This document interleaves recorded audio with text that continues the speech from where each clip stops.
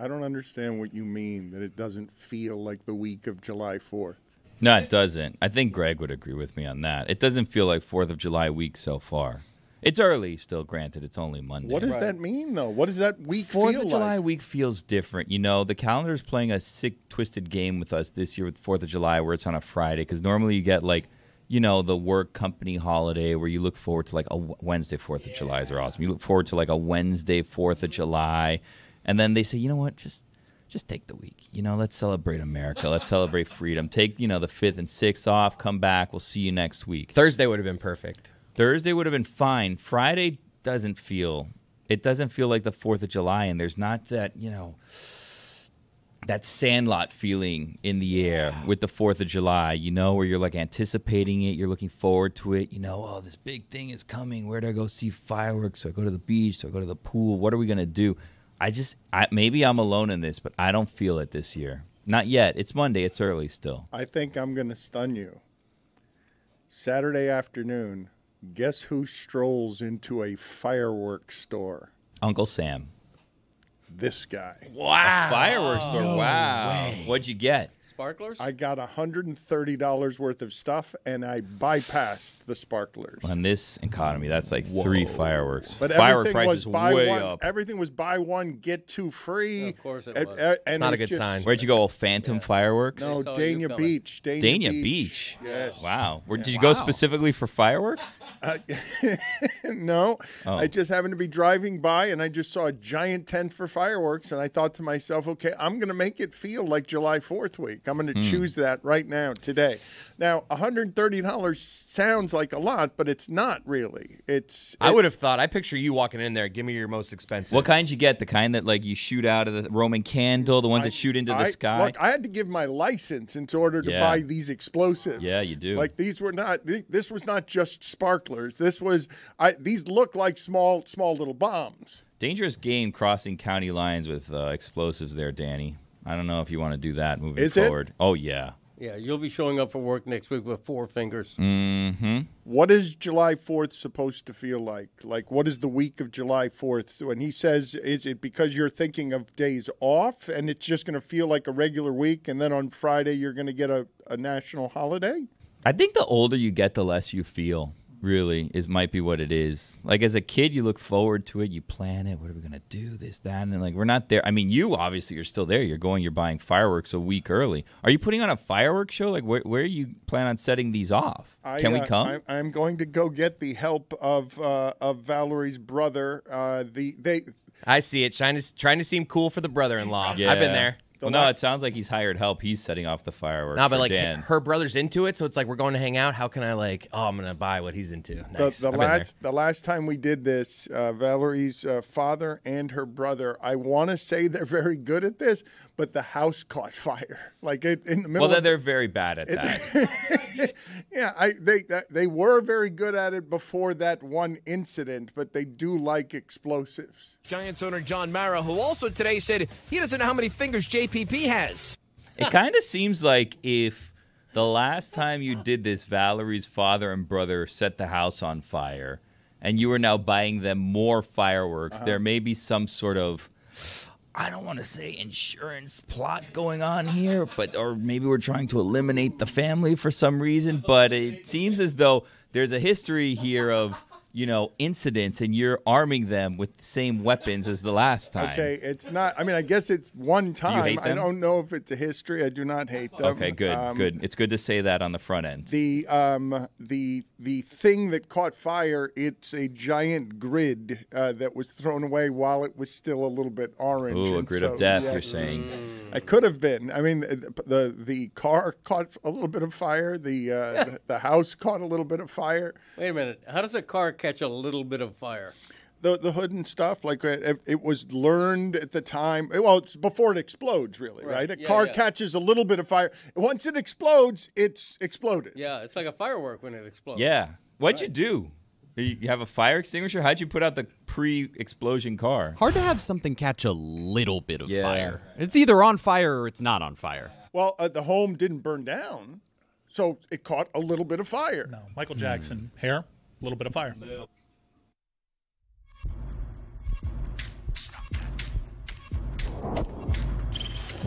Stop that. Stop that.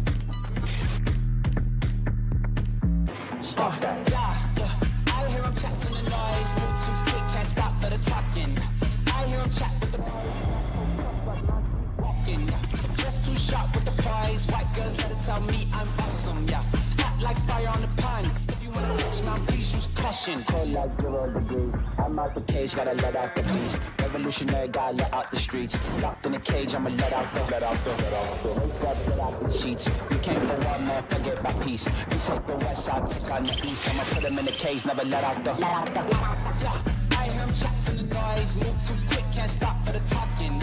I hear him chat with the boys. Not so tough, but mans keep walking. Yeah. Just too sharp with the prize. White girls, let it tell me I'm awesome. Yeah. Hot like fire on the pan. If you wanna touch my please use caution. Stop that. Stop that. Stop that. I've told you guys before that I enjoy the Frank Isola, Brian Scalabrine, the starting lineup show, the basketball show they do. And on the way in, I heard them talking, and Isola is quoting a report that says the Knicks are going to interview Dawn Staley as head coaching candidate. And Scalabrine's response was, I try to avoid these topics. And then they moved on. What? And I'm like, that doesn't hurt Scalabrine. He's better off. You know what his theory was on this? He's like, I'm just going to say why not. Instead of addressing whether or not the Knicks would hire a coach and put a pressure on a coach who has never coached an NBA game before. She's a woman? That the answer to why not? Is that a pro or a con? Most people would answer that. Most sports fans, most Knicks fans would say that's where you start with why not. I would love to see that. I really would. And if I really would. Did Isola, was that his rebuttal? No, they moved on. They moved on because they didn't want to do. I mean, I just thought it was so funny that Scalabrine considers that a controversial topic. The fact that in 2025, like a woman exists I tried to avoid these topics. And I'm like, what topics? Who's going to coach the Knicks? I don't know. I don't think the group chat got what I was doing there. This is why I try to avoid these topics. Are we talking about undeserving statue recipient Dawn Staley? Right, Greg? Isn't that what you said? Let's not do this. Yeah, Would she be deserving of the statue if she moved on to the Knicks? Absolutely, yeah, because she would be groundbreaking. Look, when I first heard this... All right, here we go. Oh, no. No. Let's hear it, Mo. Mm-hmm. My immediate reaction was cynicism. Like, the New York Knicks win this because they come off as revolutionary and trend-setting. It could be a publicity stunt. Like, we don't know how serious they are, but they win just for the effort. But then again, you look at Dawn Staley, despite not deserving a statue yet in her career, what female basketball coach is more qualified to break this ceiling than Dawn Staley? I can't think of any. Brian Windhorst is on Get Up saying that the reason that the Knicks were on Kevin Durant's preferred list and they said thanks but no thanks to Kevin Durant is because Giannis Antetokounmpo is obviously the Knicks' main target, and according to Windy, they didn't pursue Kevin Durant because of the possibility that Giannis would be available. Again, I would say I would love to see it. Just like the Heat. I would love to see Giannis end up in New York coached by Dawn Staley. Give her a loaded team. Give her a team that's a step away, and then see if she could be better than Thibodeau when you didn't know what you were doing with your coaching search. And now you end up in a spot where Dawn Staley is among the biggest names you can get. If it's not going to be, what is it, Mike Brown? I'm listening. Let's try that again. Like I don't think he's had enough opportunities. It would be inspired. It would be inspired. It would be inspired as something that is groundbreaking from an organization that had Isaiah Thomas swept out in sexual harassment, to give over, to not know what you're doing after Thibodeau in a way that reveals to everybody, oh, you didn't actually have a plan with your coaching search, and then end up on a candidate that on a candidate that would legitimately bring something to tabloid city that would be the biggest, most famous, splashiest thing you could possibly do if you're the New York Knicks. Can it be groundbreaking if by reports it's like your 9th option for all the people they tried to interview? Yeah. Do you find inspiration after failing 9 times? Sometimes yes.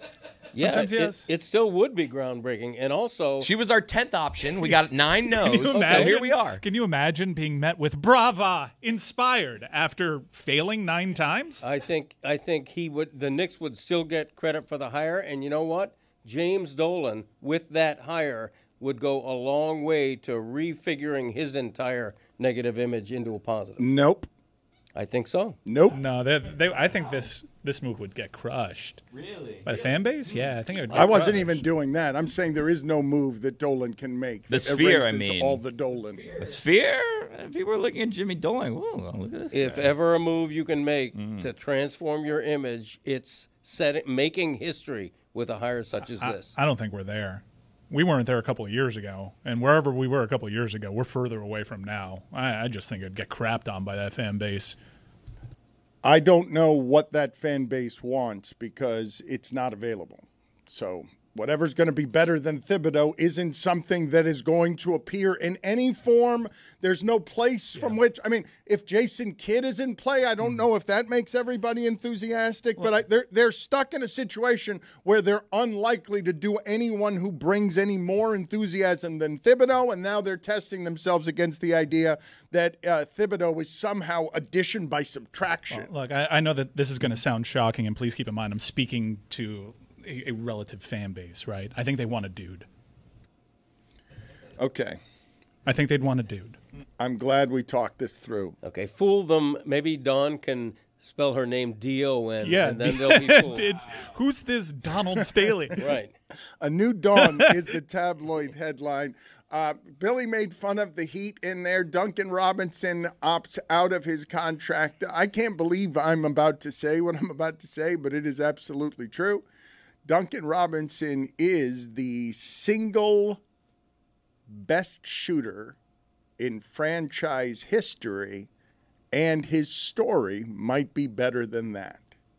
Just what he formed himself into as a value, as a 10-year veteran of the NBA that is now opting out of a contract, and I think we were surprised by that. And then the next reporting on that seemed to all be Duncan's working with the team. And I hope he is, and maybe he is, but I don't know what will appear in terms of offers as teams now all sign their own free agents, because free agency opens today, and everyone seems to just be signing their own guys. So I'm assuming that Duncan Robinson is working with the team on however it is that they get him to more money and flexibility. But this really is one of the great success stories in franchise history.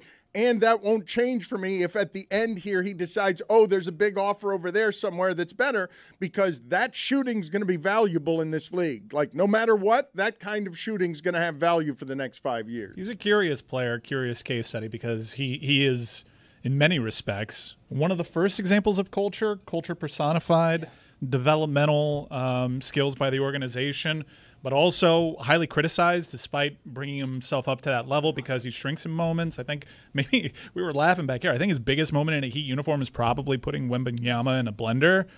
Yeah, I guess team friendly. If you want to be loyal to the team that will probably actively shop you come February, that's cool. But no, Mark Stein's already reporting that Detroit is interested in a sign and trade, and he's going to have value for the same reason that Desmond Bane has value. Like if you no, I'm not saying he's Desmond Bane, and I'm not saying he's going to bring back 5 picks. I'm saying that for the same reason, if you're bad at 3-point shooting, and you can get one of the best shooters, that's going to have values to teams like Houston and like Orlando who were bad at those things. Yeah, I mean, I just keep thinking, just central Heat focus. Strus took his job for a reason. Strus left. Strus was a good signing for Cleveland. Duncan Robinson has not been as good as Strus, and I think just further confirmed why that was the right decision back then. I think those are two different players, right? Duncan is not the same guy that Max is. Max is a more well-rounded player, and he was that from the day he showed up. He was just playing the shooter role on the Heat's team, but he also was able to do some different things. The thing with Duncan that's so cool is, like, you're talking about this Division III player that then goes D1, that goes undrafted, that ends up working his way through the G League to get to the Heat, and then earns this giant contract. And that's really where he became polarizing, because he made $90 million and Heat fans expected a certain level of performance and a certain level of growth. But he did grow his game. After going back to the bench and being totally shifted out of the roster, then he ends up back in the rotation, and he's been in and out. He's been a professional the whole way through. If this is it with Duncan, he is the greatest shooter in franchise history to this point, and that's pretty special. I'd love to see him back, but okay. Back to you, Eric. Look, I think the majority opinion on Duncan Robinson is that he was grossly overpaid and hasn't quite ever lived up to his contract, and if he leaves in free agency, there won't be a lot of flowers and tears. And that's not even anti-Duncan Robinson. I think I'm representing what most Heat fans feel about him. He should end all his Heat takes with back to you. Back Eric. to you, Eric. Killed me, man. That was awesome. Let's make it clear to the audio audience, because our voices can be similar. That was crazy. I said that. That's how you sign off. There's just 6 seconds of extra fat on everything. I'm not going to miss Duncan Robinson Thanks. if he goes. There But you if go. but if he wants to re-up for a team-friendly deal that may or may not be adhered to by this organization in the coming years, cool. We can start having the jersey retirement conversation, I guess, because he is going to hold all these records. And yes, while statistically he's the greatest shooter in franchise history, stop. That jersey ain't going up. He's not. He's not. I've seen better shooters wear that uniform. Game 6 for your life. I'm going to stop you there. The Heat are 49-13 when Duncan Robinson has scored 20-plus points. The Pistons need shooting, at least in part, because Malik Beasley is in the middle of a bunch of gambling stuff. He was about to get a 3-year, $40 million contract, and now there's an investigation going on, and there are going to be more and more of these in the coming years as some of the gambling money seeps into the locker rooms, and you're going to get players who get embroiled in this stuff. So the Pistons, who are this far away, right, because they came very close to beating the Knicks, were probably good enough to beat the Knicks. You assume they will grow. You assume they will get better. The Pistons are young and hungry, and people view them as a legitimate contender now because they expect an improvement from Detroit. This ignores how good Cleveland was all season.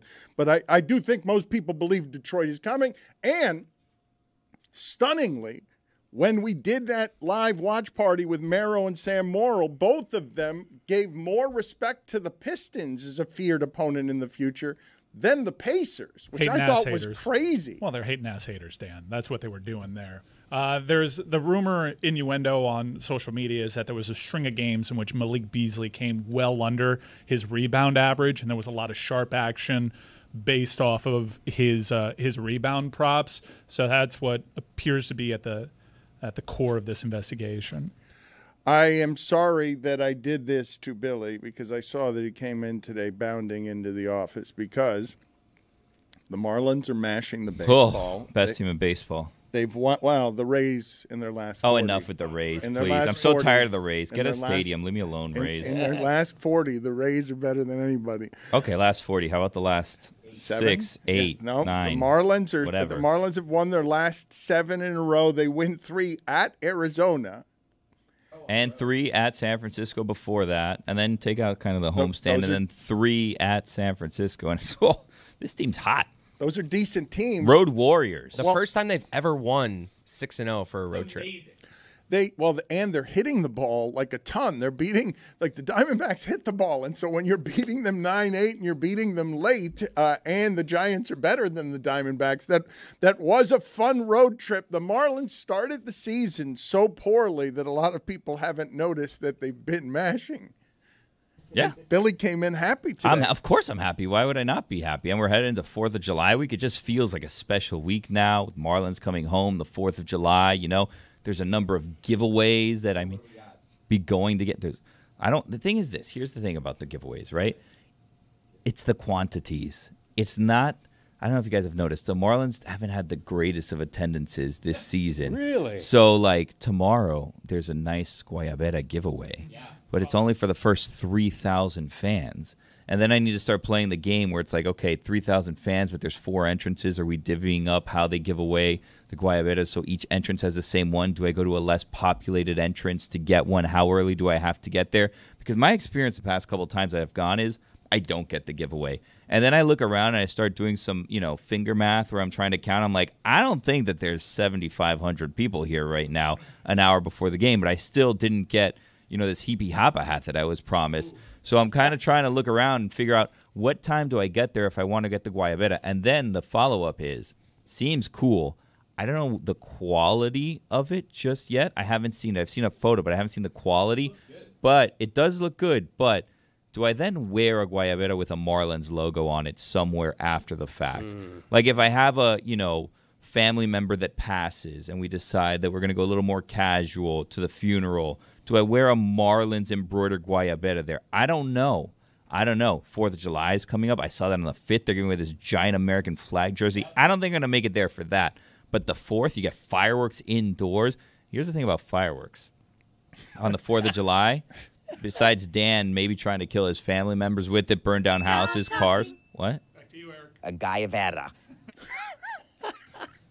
Marlins Park is a safe place to see fireworks. You have to go through security, right? I mean, I don't want to scare people, but fireworks shows kind of scare me a little bit. There's lots of loud. It's dark. There's lots of explosions. You don't know what's going on. It's like room for chaos. But that's the whole point of fireworks. You just described that was quaint fireworks. and fun in the 70s, not in today's. Are day. you guys fireworks people? Any of you? I'm like you. I'll go to a store, spend $100. It's hopeless to buy your own fireworks. You can't compete. The city is going to have a better fireworks show than you do in your own backyard. My neighbors in the street every year, they do the fireworks thing. Yeah, it's fun. It's fun. You've seen one, you've seen them all. You've seen one, you've seen them all. They're small scale, and then you look up in the sky, and here's the city going boom, boom, bloom, bloom, and it's a beautiful thing. You can't compete with that by spending $150 in Dania Beach. You're living, though, when you jog away from that little sad little box right there, and you're like, I hope it doesn't tip over. Like, that's living. Yeah. You know what's fun? Lighting one of those little black snakes. Those little. It's the most dangerous thing I do. That little tablet. Just take a little lighter there. My wife's like, honey, don't do, no. I'm like, I'm doing it. I'm lighting it. I got it. Stand back. Grab Graceland. I got this. I'm going in. Put it on the poll, please. Are you really living if you're not running away Sad scared from the... Chris, you ever have the one, you light it and it tips over and you're like, there's still time to stand it up. You go and you try to stand it up. No. I usually just jump on my daughter at that point. It tilts over at all. Wow, what So a hero. whack.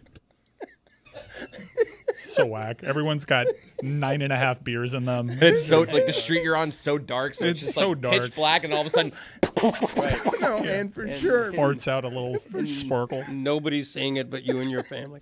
So dumb, man. You know what? I hadn't even considered the stupidity of what I put my license down for on Saturday. Really dumb. Because I thought, I got to be honest, I get to the front there and I'm... To me, there is no bigger red flag than dude that is way too excited to light off fireworks. I'm like, sad fireworks, yeah, the sad ones. Yeah, we got it. You got guns at home. From 2 counties away. Yeah. Oh my God, a guy that drives down to the Why'd Keys to you get drive fireworks. to Dania to buy fireworks? Spent I don't $2K. get it. You and I do not have anything in common. I was already in Dania, and I was just driving down a street, Billy, and on the other side of the street was a fireworks display. I know that Please place. stop making me drive 50 minutes on a pilgrimage to go buy fireworks. Dania's far. It is far. Did you stop by Jackson's? That's a nice little Saturday. You know what? was You know right what I by tell Jackson. somebody when they tell me, "Hey, man, I just drove like 2 counties over to get all these fireworks." I tell them immediately, "I know exactly how you voted." Okay.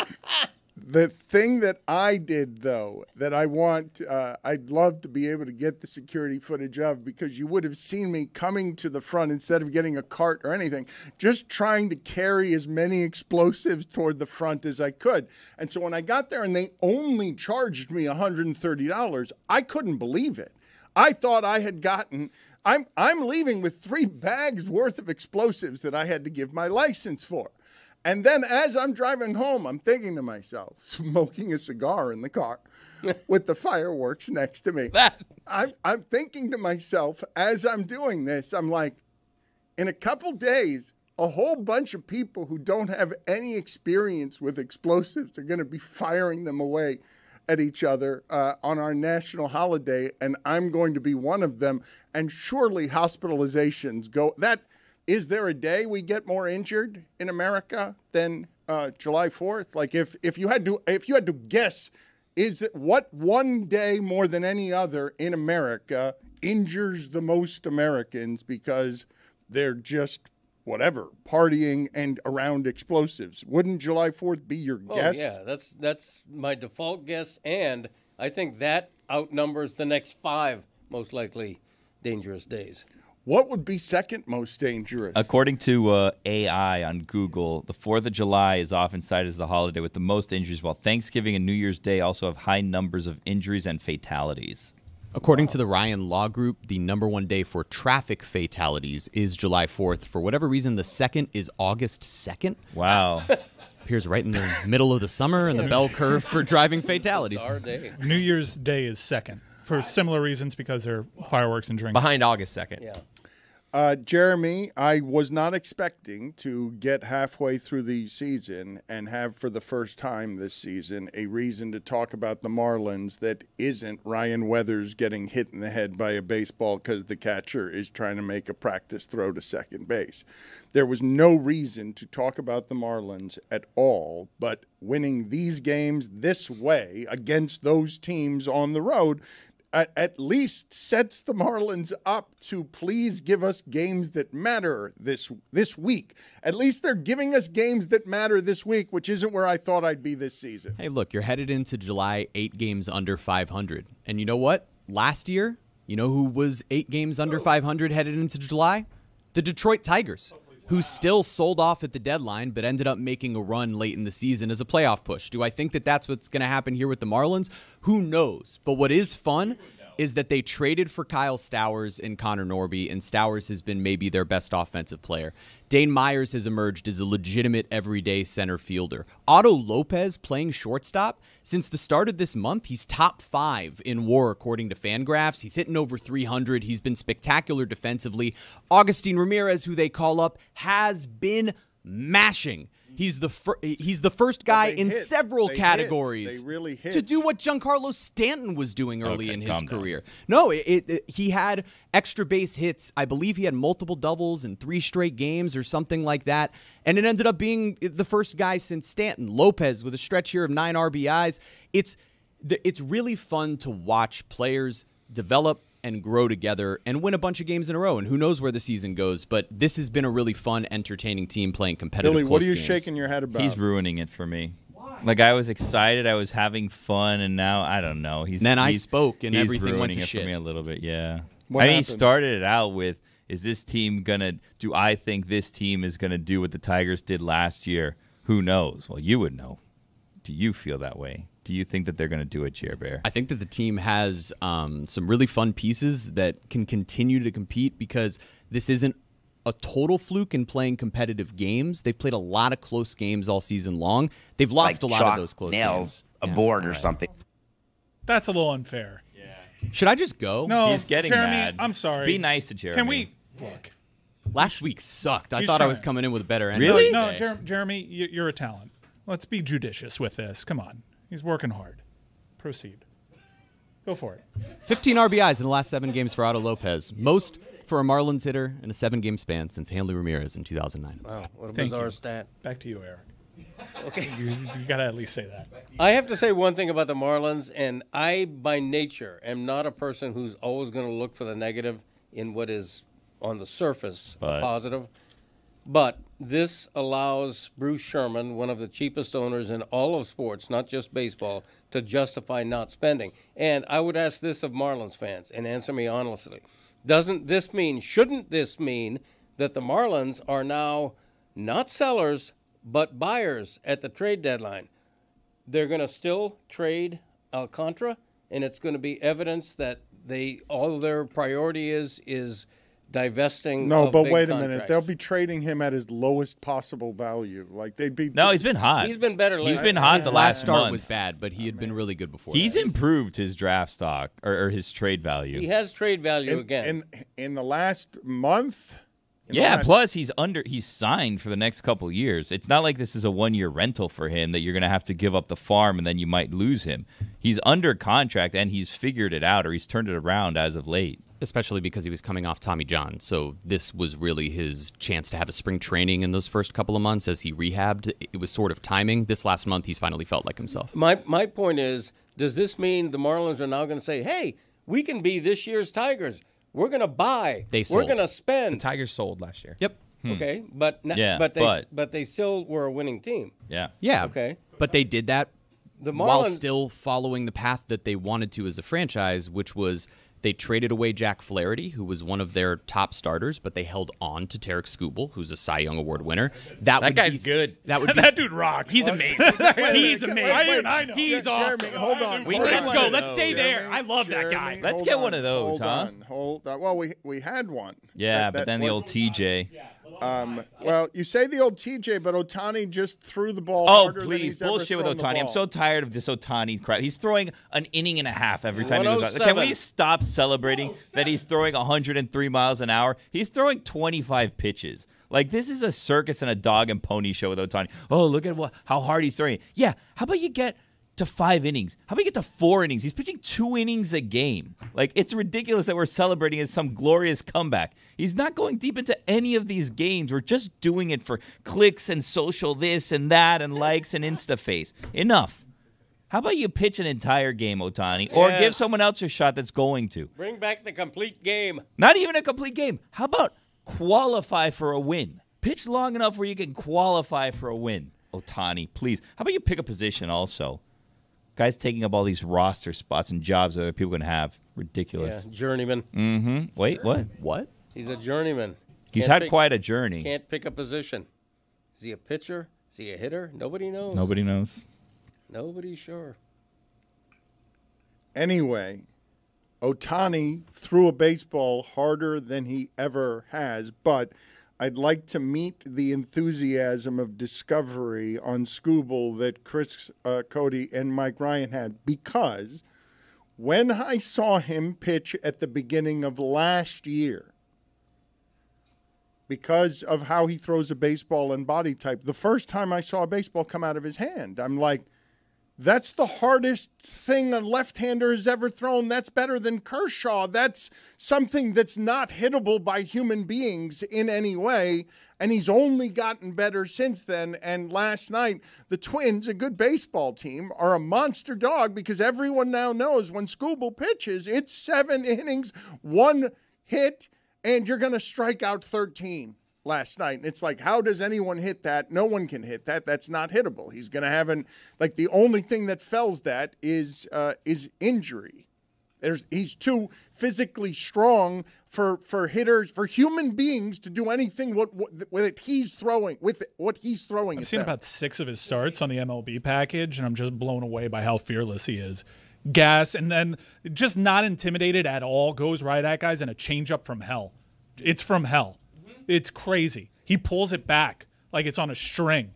That guy's awesome. I feel like hell is filled with all sorts of change-ups, don't you? Where you're just wandering through hell and everything for me, is it's meant like to trick It's the heat in hell, yeah. No, it's like 84 miles per hour from Jamie Moyer. That's hell.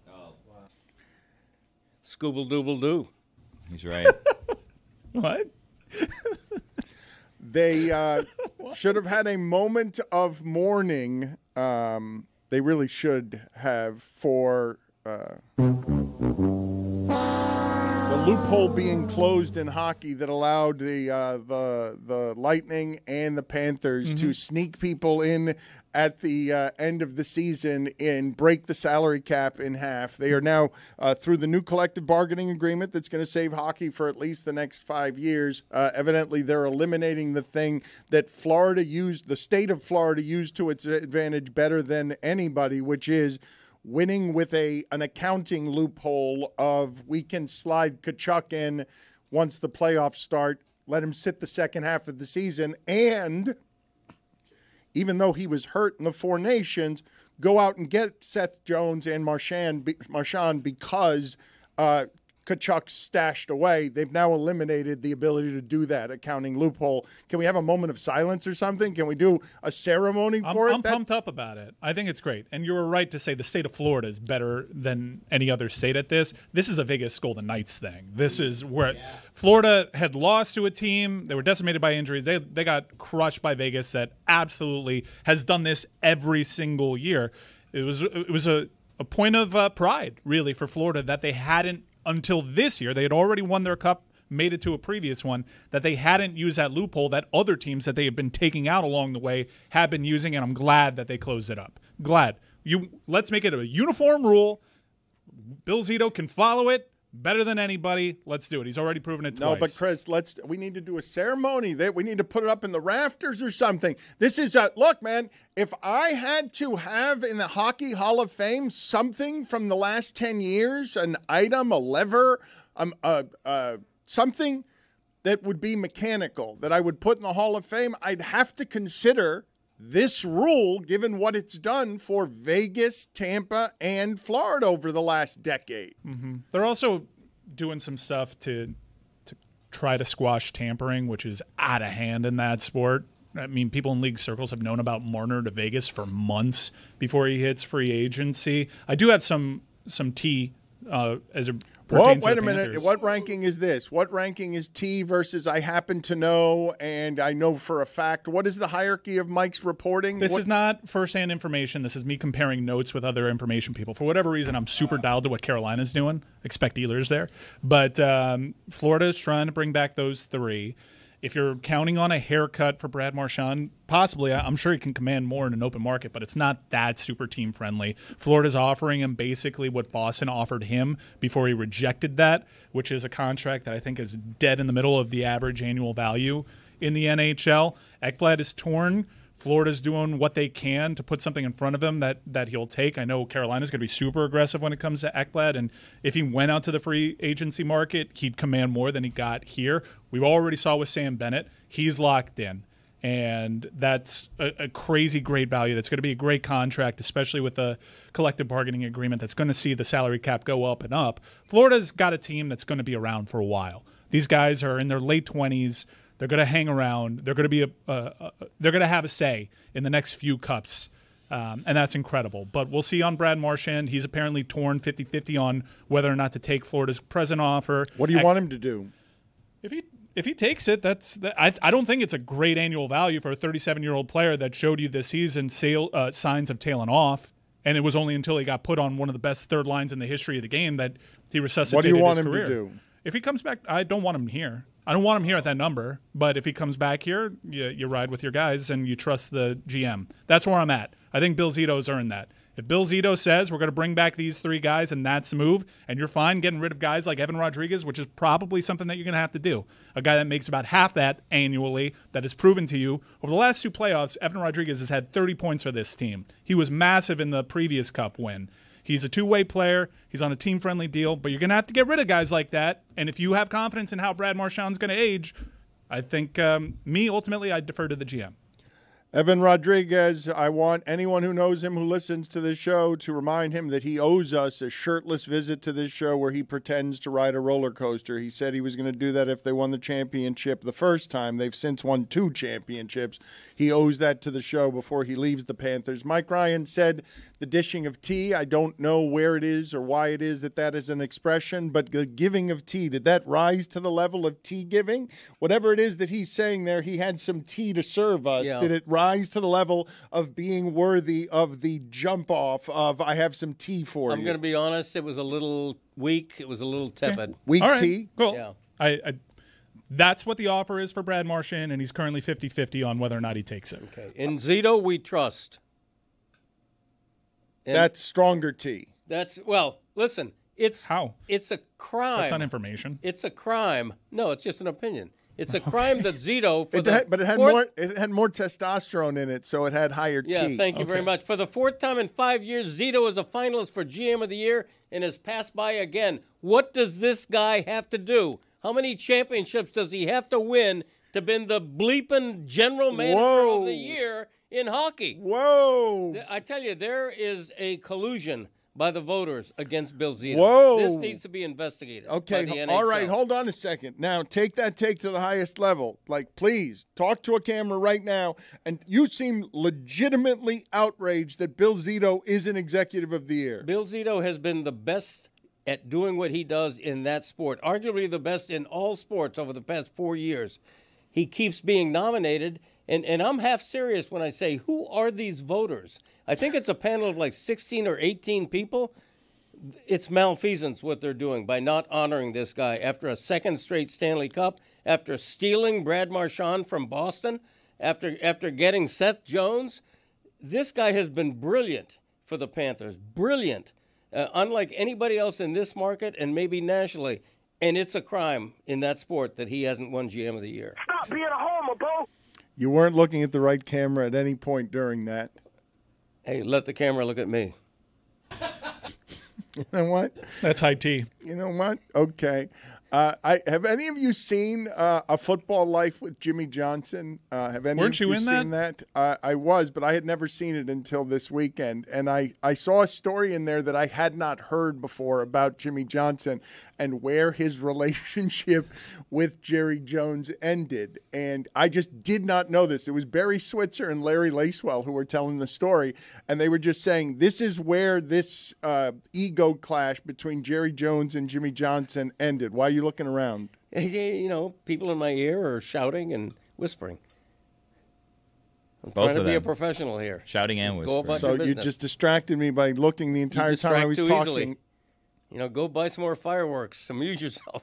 I mean, it is fair. You're criticizing him for being distracted, but accusing him of distracting you. Thank you. What's the Jimmy Johnson point, Dano? So Jerry Jones, Jimmy Johnson has a rule, and everyone knows he's got a rule. No one in the locker room right after the game. No one in the locker room right after the game, it's just me and the team. And Jerry Jones just barges in with the prince. And Jimmy Johnson is furious and doesn't want him in there. And he's like, I have a rule. With a prince? With a prince, yes. Not Prince. No, a prince. A prince. Fielder. I have a rule. And he tells Jerry Jones, I have a rule. And Jerry Jones's response is, I have a rule too. I own the team.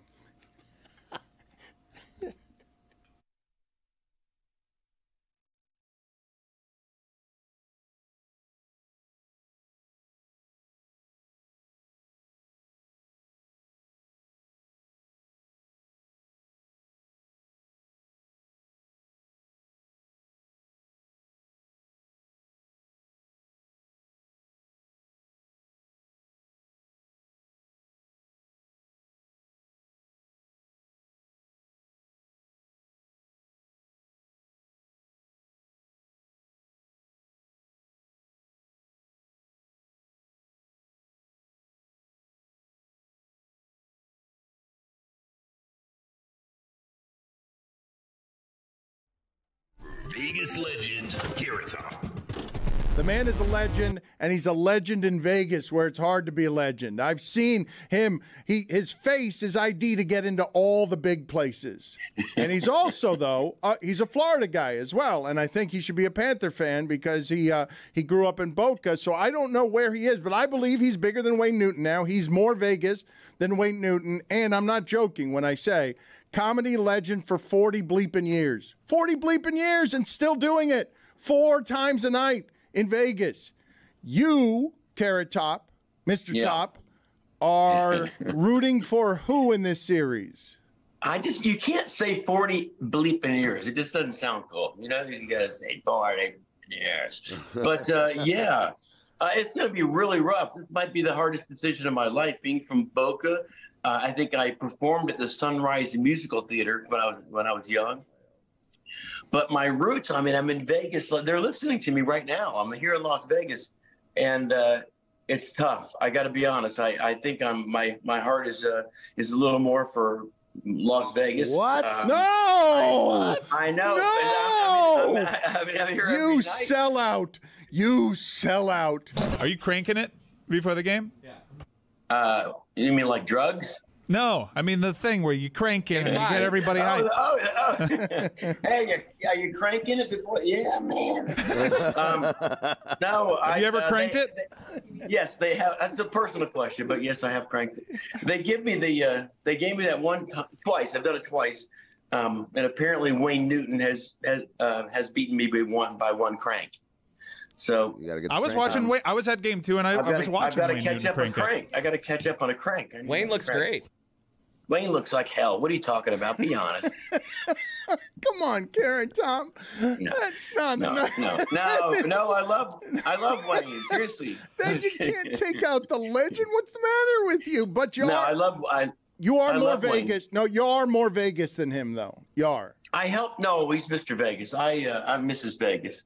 He changed one night. We were doing a video and it's really hot, right? I looked over and Wayne Newton's hair was dripping. So I went over and I said, I said, I got to fix your hair. And he looked back at me and I said, it's just drip. It was like the little black, Oh no. guy was dripping. So That's not natural? No, it's natural. It's just naturally dripping. It was naturally dripping. Wait, I want to really. I didn't let him sit there and drip. I thought I should probably step in.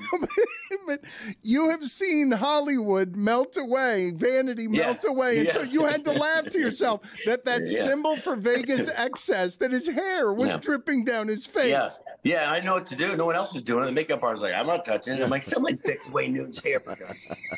So I took over the. I mean, you don't hate the Panthers though, because they keep getting no, but their fans I love the keep Panthers. Love the Panthers. Great Americans. No, I love. I don't know why I'm doing my Trump impression is the worst in the world, but I just go into it when you need to. I think it's pretty good. Oh, is it? Is it pretty good? Yeah, pretty good. I was telling Sasha Michelle Millet that Carrot Top does a really good Donald Trump. Always been a fan of you, Bob. Always been a fan. I wish we could say the same. Big bet. Oh, come on.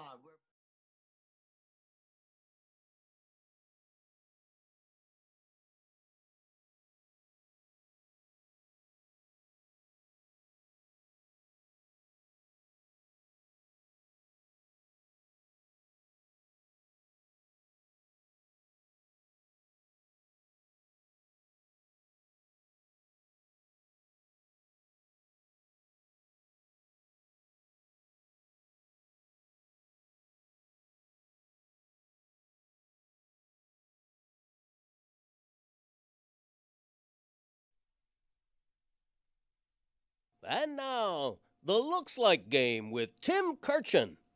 Does Joe Madden look like your grandma's new boyfriend? Does Kyle Schwarber look like the kid in your 4th grade class who can burp the alphabet? Does Bartolo Colon look like Andre the Giant when he was in 3rd grade? Does Bryce Harper look like the guy who married Hunter Pence's wife while Hunter Pence was lost at sea? Does Mel Kiper look like the fatherly protective eagle? Does Adnan Brooke look like the agent who, after 007 has been felled, removes his mask, extends a hand, and says graciously, "Welcome to Tangier, Mr. Bond"? Does Paul Skeens look like the up-and-coming country singer who just had to publicly apologize after old tweets resurfaced?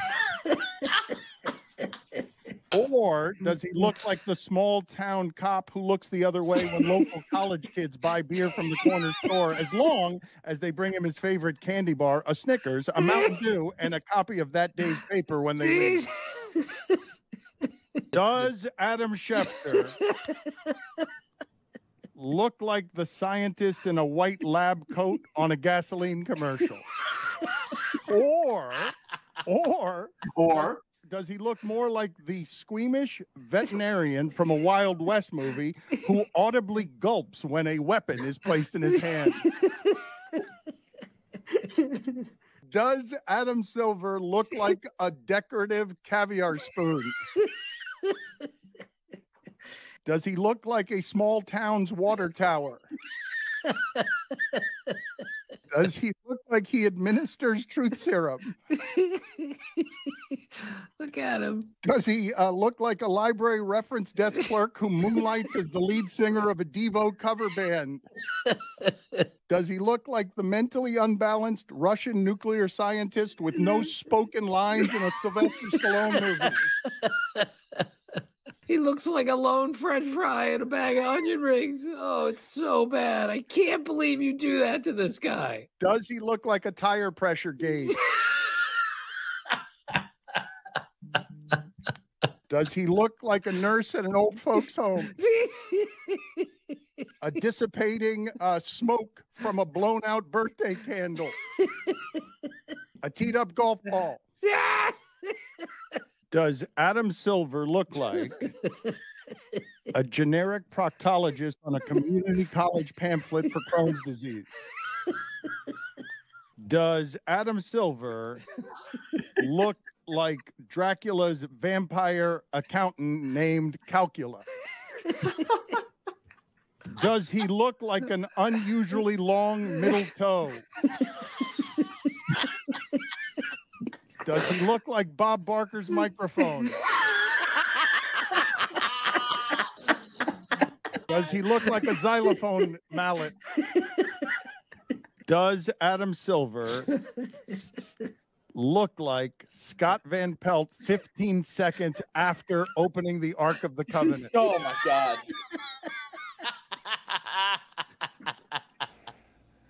Greg, who are you railing against particularly when you yell about Bill Zito's omission as Executive of the Year? Do you know who you're railing against? Do you know who the voting committee is on this? I do not. Okay, because the Executive of the Year, it's known as the Jim Gregory General Manager of the Year Award. It's 42-member panel, 32 GMs. Okay. 5 NHL executives, and 5 print or broadcast media members. And Roy. Journalist Roy.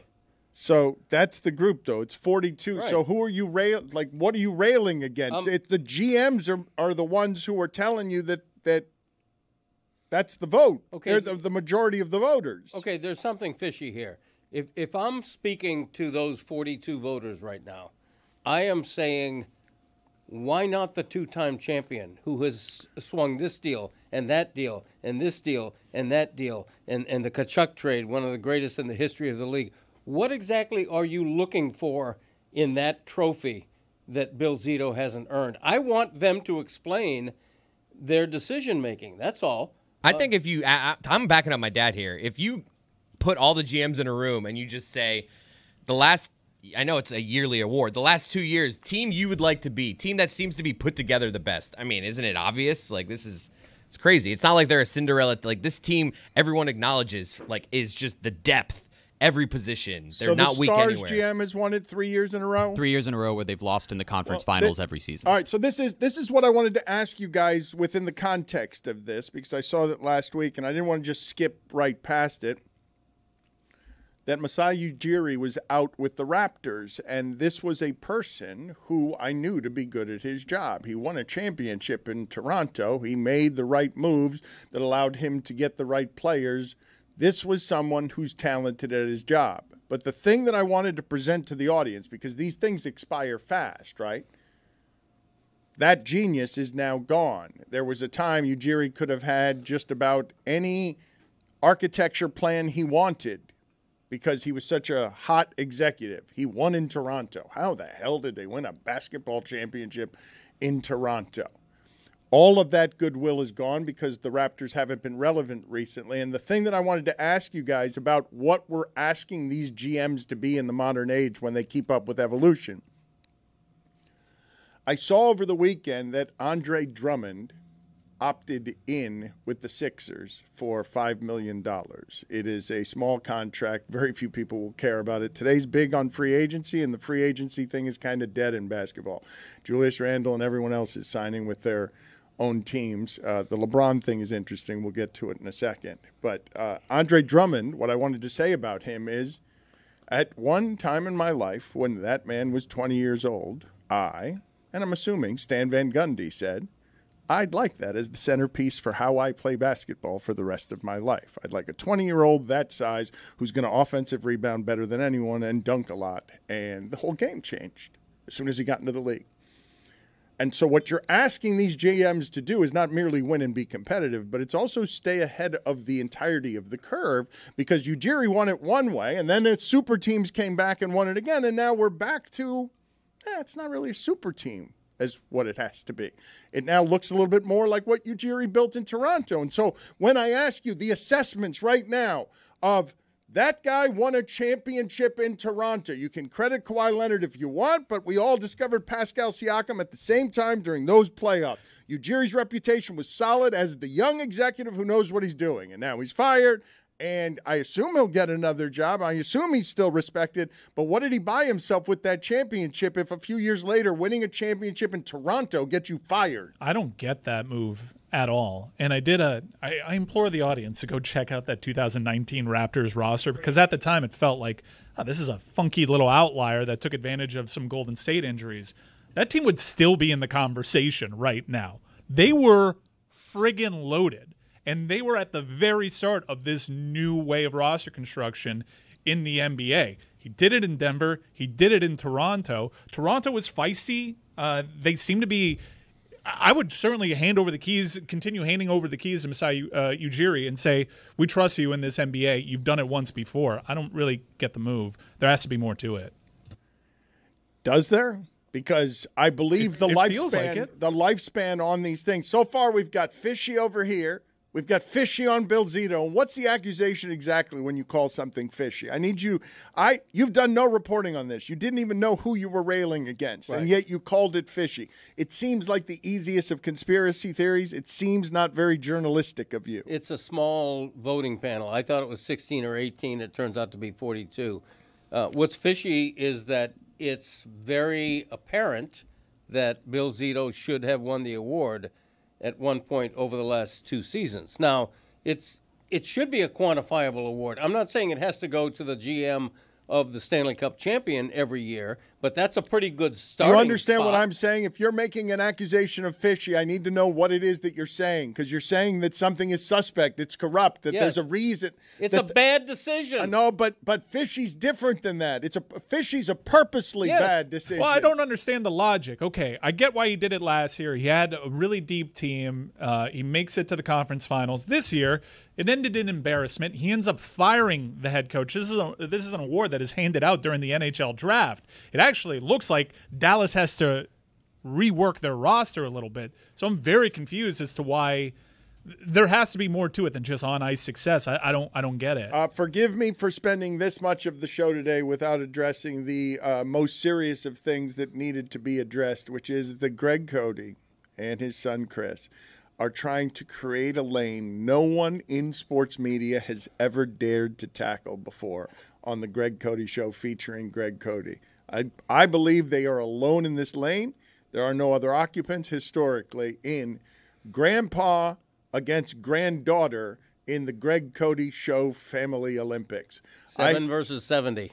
I have been told that we have swimming video of Greg Cody laboriously swimming across a very shallow and small pool at a very slow rate of speed, less swimming than surviving. Wearing goggles. And now at the end seemingly just walking. I'm sorry, do they not wear goggles in the Olympics? Yeah. I don't understand that Billy. Criticism. Thank you.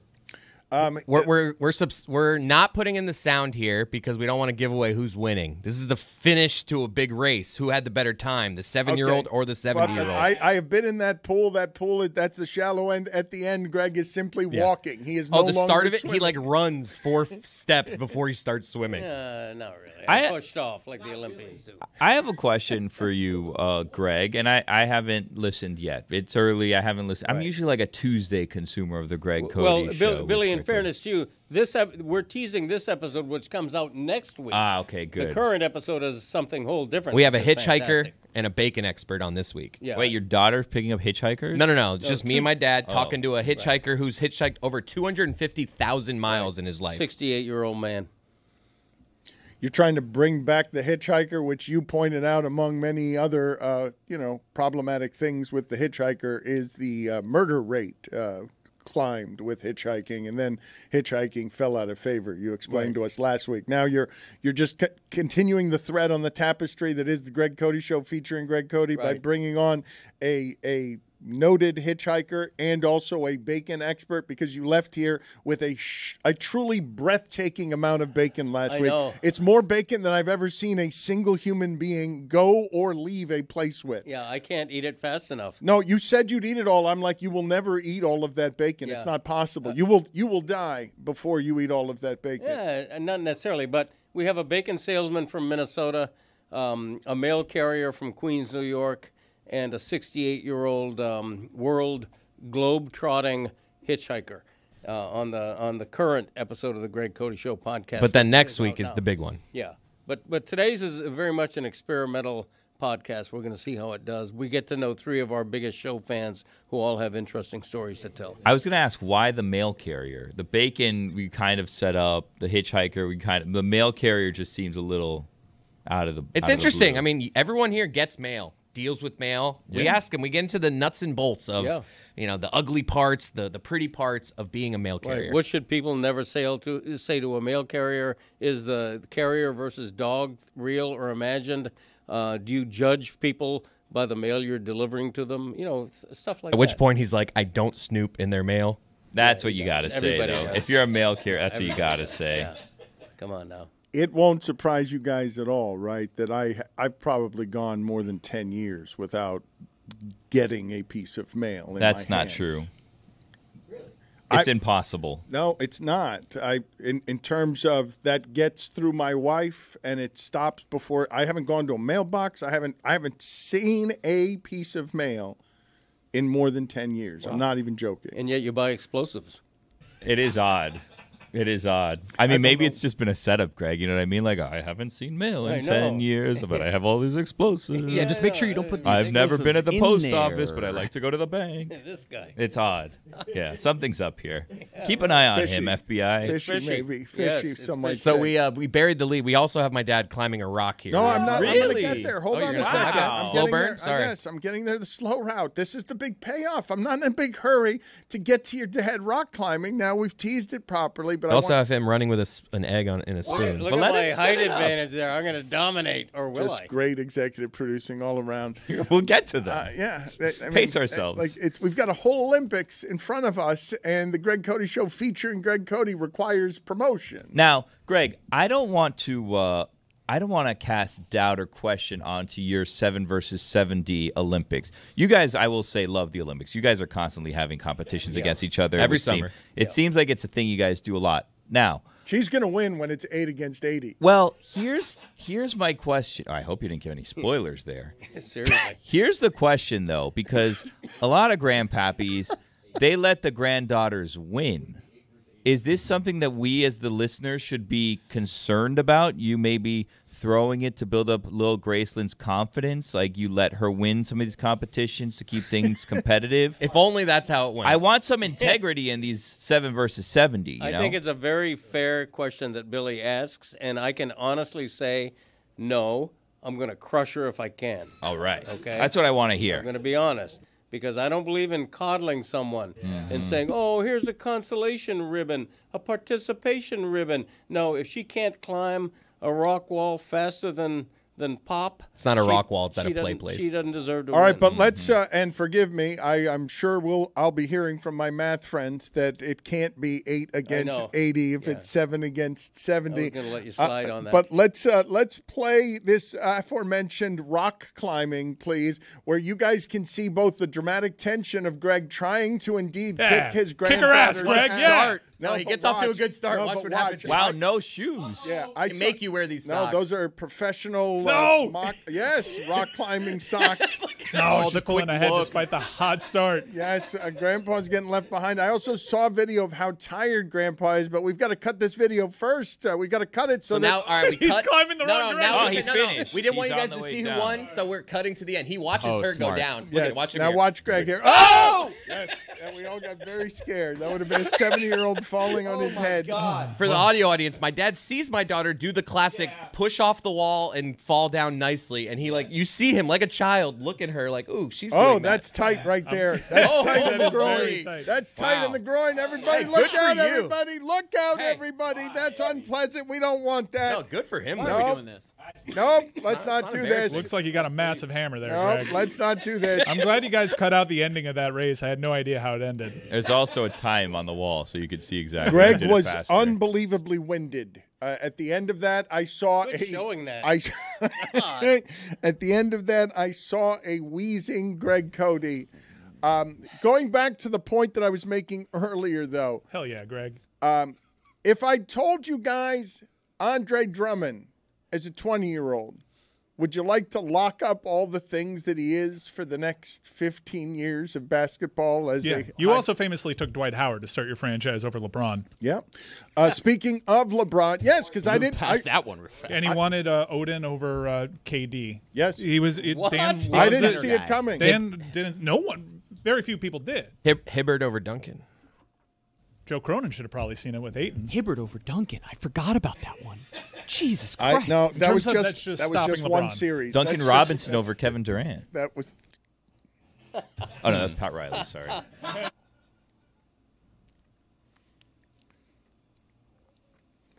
When you look back at the career of Andre Drummond, he ends up being just another guy who made a lot of money and will be one of the best offensive rebounders ever. And the whole sport changed around him very rapidly. And at the end of his career, he's signing a one-year, $5 million deal, which makes him a below-league average talent that he's opting into a contract on. Are you guys going to be disappointed that there isn't going to be much in the transaction realm today? But the one transaction that is or was interesting is LeBron opting back in at that age for $53 million and then immediately declaring through his agent that the Lakers are on notice. They should be building for the future, but LeBron wants to win now. When LeBron just opted into that contract and has a no-trade clause, which is a weird public pressure to put on the Lakers when you're beginning right now to have all the power at the end of your career. Only you and Bradley Beal have a no-trade clause. It was such a weird thing to see LeBron opt in and then immediately have Rich Paul put pressure on the Lakers when he's got the no-trade clause. The Lakers don't have any power here. Exactly. It gives him more power to get to wherever he ultimately wants to go, whether that's Cleveland or somewhere else. Teams that don't have salary cap flexibility right now are in the game for LeBron James. But there are going to be very few teams that end up trading for 1 year of $50 million of LeBron, right? Like that's not – Bobby Mark says there is no trade market for LeBron on that front, which is a bit surprising. Would you trade Tyler Hero for him? I would. I can't believe that there's no trade market for I would. him. I would do that deal. I would do that. Heartbeat. Yeah, there one, will be. what, 1 year of LeBron James for Tyler Hero? Yes. Where do I sign? Is there no trade market because no one's even going to bother asking because they know LeBron's going to have to Yeah, he's decide to gonna come here. dictate where he wants. Like to you think go. Orlando's going to bother calling to be like, oh, does LeBron want to come to the Magic? That's a You complicated. call. That's a complicated contract to bring on for a contender. It's not the easiest trade in the world to make. They can figure it out, but It's basketball. They always figure it out. Those numbers seem to mean nothing. Like the salary cap seems so easy to skirt in the NBA because they always find the way. If they want it to happen, it always happens somehow.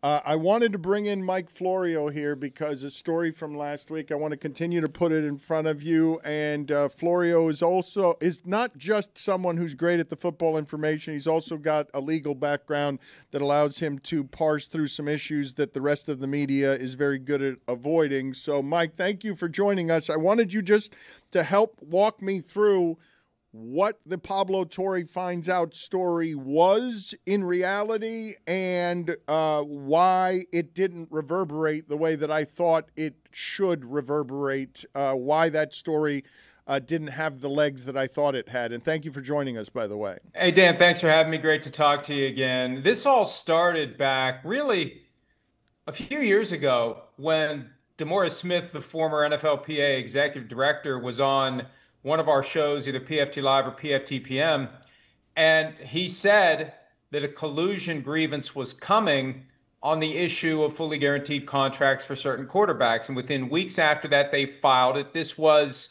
October-ish of 2022. The case proceeded from there, and I did my best to monitor it. While these things are going on, everyone is subject to a confidentiality order, and they don't talk much about it. But we knew what was happening generally. We knew when the hearing happened. We knew the ruling was coming. And then when the ruling came, January 15 of this past year, January 14 to be more specific, no one said anything. The ruling came, and that was it. Who won? Who lost? Nobody would talk about it. And I was like, what the hell is going on here? Like, why would this ruling not come out? Well, it's confidential. No, the ruling's not confidential. The process is, the ruling isn't. You can talk about it. Why is nobody talking about it? So I started banging that drum back in late January, early February. And, the NFL always has a bright, shiny object that can distract us, and things can easily be ignored and overlooked and forgotten. And Michael Hawley and I were doing an episode of PFT Live right around Memorial Day, and I remembered that this is still out there. And I became determined, entering the slow time with no bright, shiny objects to distract me, I got to get this thing out there. So I was determined to do it, and Pablo and I were talking about other things, his Belichick coverage, because I, like him, believe that it's something that is a bigger deal than many would say who were trying to shout it all down. So we got to know each other that way. We developed a friendly competition. Let's see who gets it first. He got it, and it was amazing because at the end of the day, the NFL was caught with its hand in the collusion cookie jar. The arbitrator gave them a pass. I think the arbitrator got it wrong.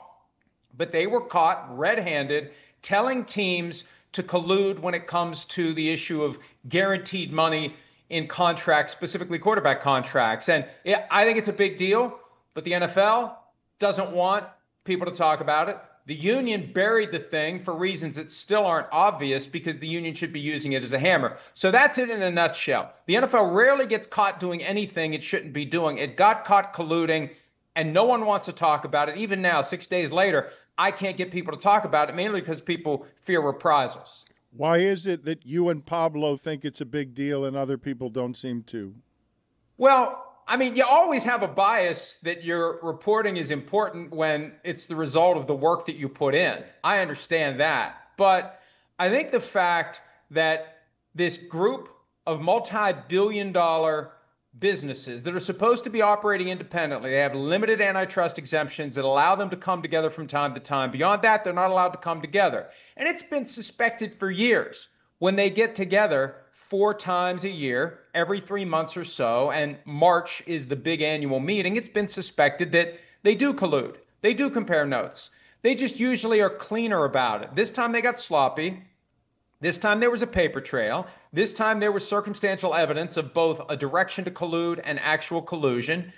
And it made it fascinating because we finally were able to show this is exactly what's going on. And Dan, like in so many other situations, the cover-up is worse than the crime.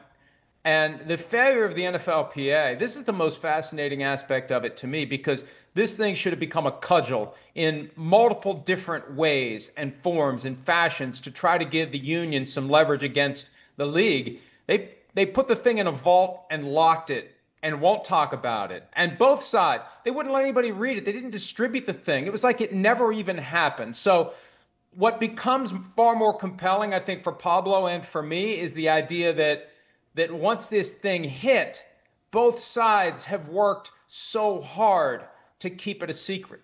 Do you have any hypotheticals there that we can get to on why it is that the union wouldn't want any of this seen? But before I get to that question, is there anything behind you in what seems like a really lovely kitchen that has any meaning to you? Is there any glass back there or anything behind you that would be something that you're attached to? No, it's just what's behind me. And this is actually, and I'm not trying to flex, I'm just answering your question. This is the wine cellar in the house that we bought that we keep no wine in. But the guy we bought the house from owned 2 businesses, a pool company and a winery. So he's got a really nice pool and a really nice wine cellar. and I just happen to have a router on the wall next to me. So it gives me uninterrupted, full service. The guys from Pardon My Take like to say I'm in an Olive Garden restaurant, but what's behind me is what my wife has deemed suitable to be behind me when I do these. Mike, are those granite or marble countertops? Because they're absolutely splendid. They are marble. They are marble. That's a good choice by you. I want to ask you this question. From a legal standpoint, had the independent arbiter ruled in favor of the players' union and against the NFL, what would have been the ramification? Well, that's a great question because we don't know how the damages would have been calculated because the damages for what started as 3 quarterbacks, Russell Wilson, Kyler Murray, and Lamar Jackson, eventually expanded to include 594 other players who didn't get fully guaranteed contracts. The argument is, after the Deshaun Watson fully guaranteed contract, the league decided we have to stop this. We have to get the teams to not do this. So they turned off the faucet. So every player who didn't get a fully guaranteed contract was in this group. But you'd have to almost figure out player by player how much money they lost by not having a fully guaranteed contract. Because what happens with these contracts, once you get through the first year or two, the team has the ability to tear it up and move on whenever it wants. How many guys had their contracts torn up? How many guys didn't? So I think it would have been a very complicated process for determining damages. But when you have that many players, it easily could have become a very, very large number. And you mentioned independent arbitrator. That's an important point here because it really isn't independent like a court.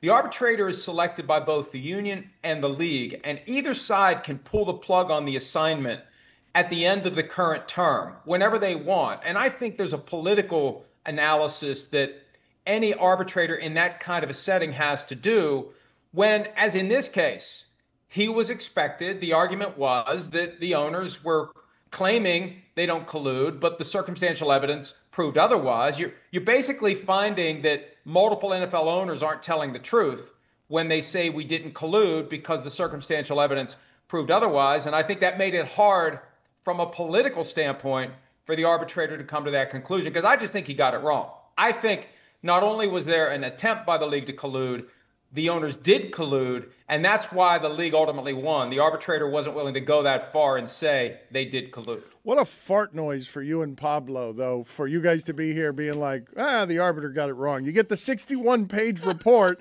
the arbiter's sitting there proving all the things that you want proven, and then at the end he rules. It's just, it's really, you're like reading it and you're like, oh, this is damning, this is damning, this is damning. Oh, the arbiter got the whole thing wrong.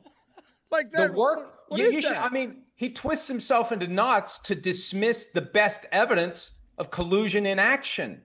And I practice law. You never get people on the witness stand admitting that they ordered the code red. You've got to thread the needle with circumstantial evidence and then argue to a jury that what the person said on the witness stand isn't true. And there was so much in there. If this would have gone in front of a jury, I'm confident the NFL would have lost. It's one of the reasons why big companies don't want to have to answer to juries. There's something about the collective wisdom of a jury of average people that can sniff through bullcrap and come to compelling conclusions. That's what this needed, not an arbitrator, but a jury that would have quickly found that the NFL was indeed colluding. This is what I'm going to do with Florio now. I'm going to give you a second here to gather your thoughts on this. You have read the report now at least 2 times, 61-page report. I'd ask you to think what you think the most interesting or damning or offensive details are in there, if there are 3, if there are 2, if there are 4 or 5, and produce for me a top 5 list or a top 3 list in descending order or in ascending order of what is the most interesting fact in that report. Are you ready to do this? I can do that. I can give you 3. All right, let's go. 3? Yes, let's start with number 3, the bronze medalist. Well, the bronze medalist is footnote 25, which explains away J.C. Tretter's pejorative criticisms of Russell Wilson, because Tretter was the NFLPA president at the time. He had some choice things to say about Russell Wilson when he didn't hold the rope in this game of tug-of-war to try to make the Deshaun Watson fully guaranteed contract spread to others. Because if it had spread to others, maybe the new status quo would have been everybody gets fully guaranteed contracts. So Tretter didn't like that. He said some mean things about Wilson. And the thinking is one of the big reasons this thing got buried was to protect Tretter and his aspirations to become the NFLPA executive director at some point. All right, so your timing was bad on that, Chris Cody, but I don't blame you. We're gonna coach Mike Florio up a little more on this game. It's not your fault. It's okay. What did I do? No, it's okay. We just sort of need number 3, and you need to give us like a tight sentence, and then he hits the fanfare, and then you explain it. You couldn't have known. You're a novice to the game. Sorry. That's okay. I blame Chris Cody, but it's all right. Number 3. Okay.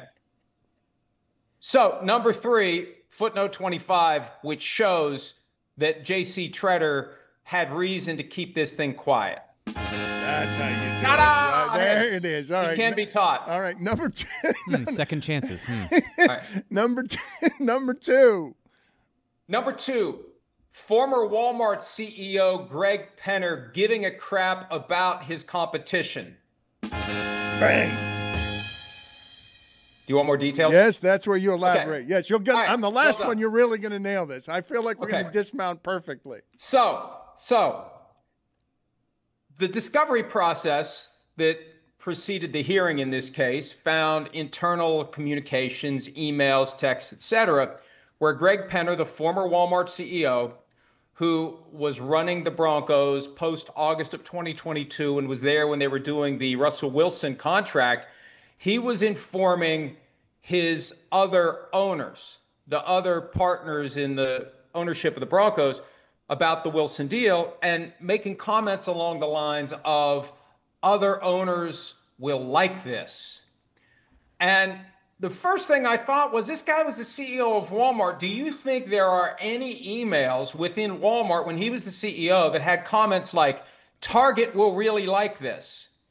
And it is absolute proof that these businesses that are supposed to be in competition are in coordination, which is another way of saying in collusion. You should never care whether your business decisions will help a competitor. If anything, you want your business decisions to hurt a competitor. You want the thing that you do that is right for you to be wrong for your competitor, and your competitor to be forced to pick a bad lane. So that to me was so damning, because in any other business, you are never going to think how much this might help one of your competitors.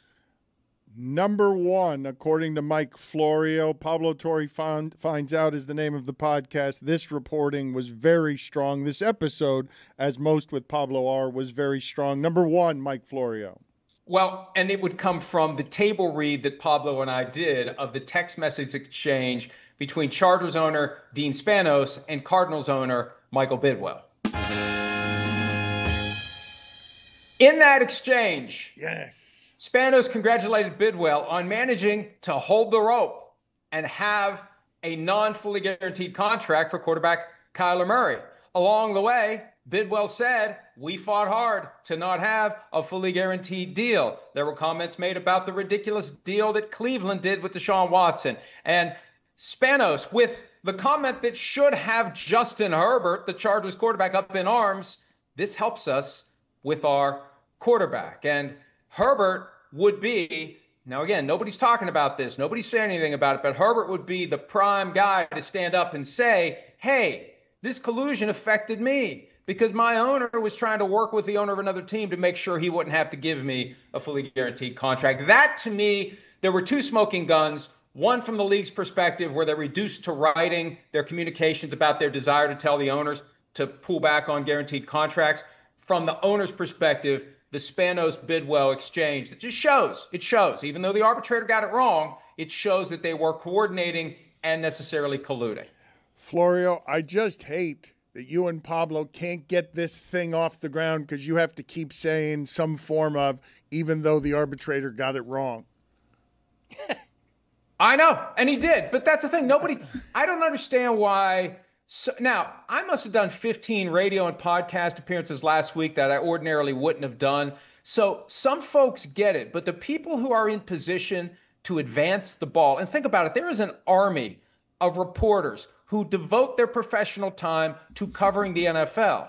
And when a story like this comes along, there are ways to advance it. You get comments from players, you get comments from agents, you get different angles. You talk to an expert if need be to tell you what this all means. How many stories do we see where there are quotes from a professor from NYU or this guy or that guy talking about what this all means?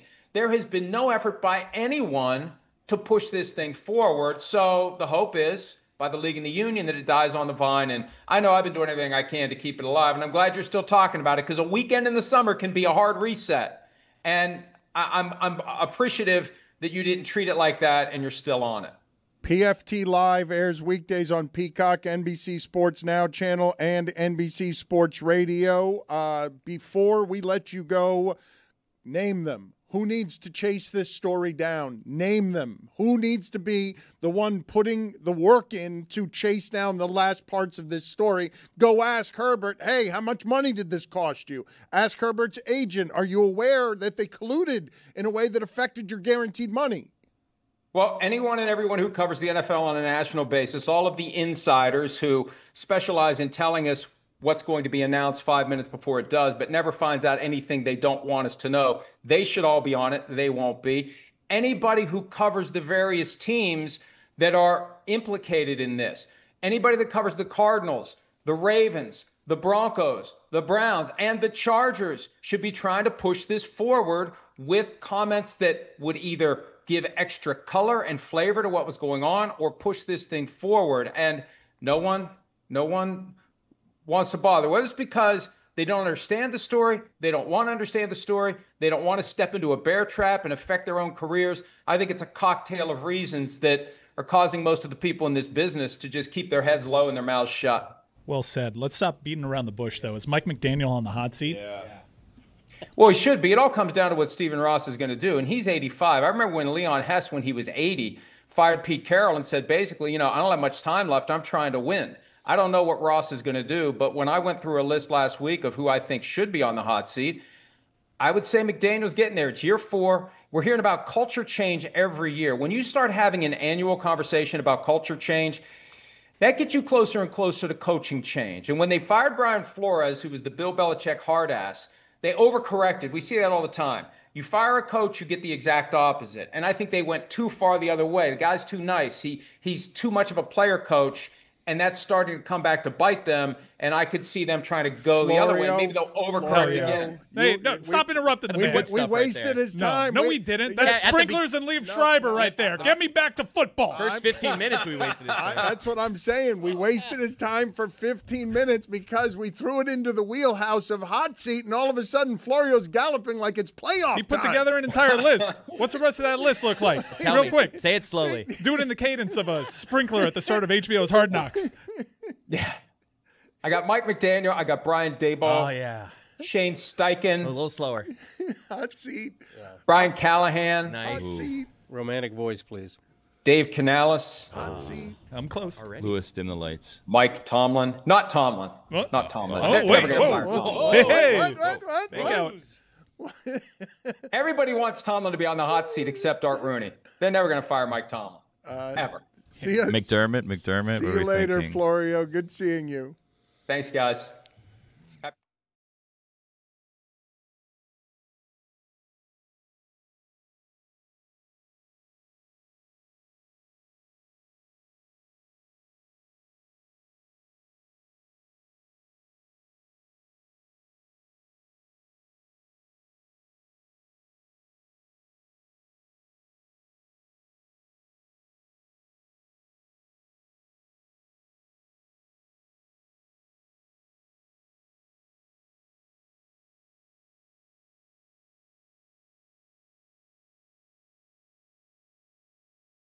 To 2-0. I mean, it's really this town's going crazy, as you know.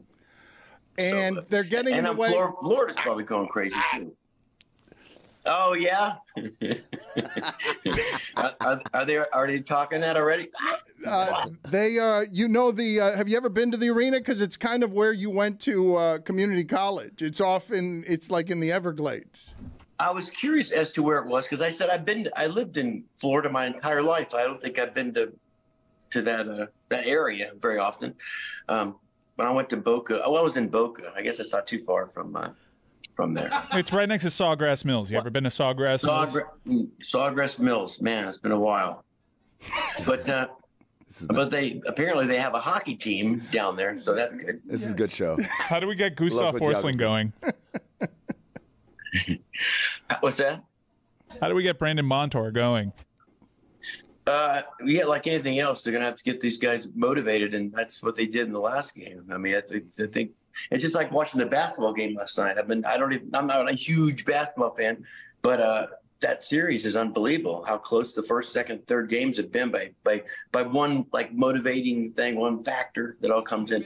Same as the Knights, they came in really motivated. Now I think we'll see what happens down in Do you think Florida. Game 3 was rigged though? Because we have some Game rigged. Yeah, like the officials rigged it. Rigged. You mean the basketball game last night? Yeah, very clearly. Oh, everything's rigged in sports. thank Yeah, you. the whole thing was rigged. Guys, Yeah. what are we doing? He knows what he's talking about. Does when Wayne Newton speaks to you, do his teeth When Wayne- whistle? He doesn't. Yes.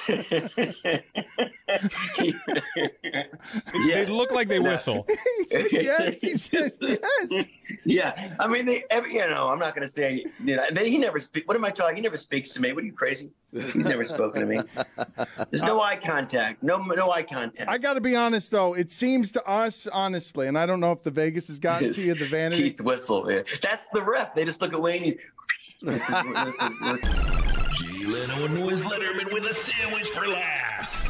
So honestly, thrilled to be doing this with you because I have admired your work. You are just such a sculptor. You're an artist as a comedian. It's sort of the Why? Thank you. well, Thank you. the craft of it. It's such a hard way to make a living, Jay. I don't even understand how you make a living that way. I really don't. You have to be demented to choose. You know what? I'm going to laugh my way to the top. I'm going to take the expectation of funny, and that's how I'm going to get rich. Get out of here. It's crazy. It seems sort of second nature to me. I think it's one of those things. If it's what you like to do, it just comes. I remember when I was in college, I'm dyslexic, so I would get out of any sort of written things, and I was taking speech therapy. And I remember the professor said, now at the end of the class, each student will have to give a 20-minute talk. And people went, 20 minutes? Oh, my God, I get done. I thought, I'll do it right now. I'll talk for 20 minutes. Yeah, let's do this. So it just struck me as funny. But you could be funny in an instant? You knew that this was something... No, not funny. I had to give a 20-minute talk. I mean, I didn't have routine. I wasn't a comedian yet, but it just seemed natural. I mean, I always read that getting eaten by a shark and public speaking are the two things most people are afraid, that kind of stuff. But not you, right? Like that, you didn't need attention, right? An audience just didn't scare you, right? Even though you were dyslexic, even though... No, it didn't scare me. You know what's interesting? A lot of people don't realize, you remember the Smothers Brothers, right? Yes. Well, Tommy Smothers was dyslexic, and they were folk singers, but Tommy would get the songs wrong. Michael, boat the row ashore. No, it's row the what? And they made it part of their act. And that's kind of how they became a sort of funny comedy singing team, How do you watch stand-up comics? Because I imagine you are watching not just to laugh, but to see where the comic's insecure, where the comic looks off stage or looks at his feet. I imagine... No, not really. I watch it just to enjoy it. I like comedy. I enjoy watching comedians. You have to be careful when you're a comedian because someone does a joke and then you realize you never want to be on stage and that subject comes up and your mind immediately goes to that person. So you have to be careful not to try and take somebody else's material. That's sort of the biggest trick. A lot of times you don't want to watch comedians do routine on a particular subject because if you're developing something along the same line, now you can't do yours because it's too close to theirs or whatever it might be. But no, I watch it. It's like I like to make love, but I don't want to be a gynecologist. You know what I mean? So I enjoy it just being, just being around it and being with comics. It's always fun. You came up through the...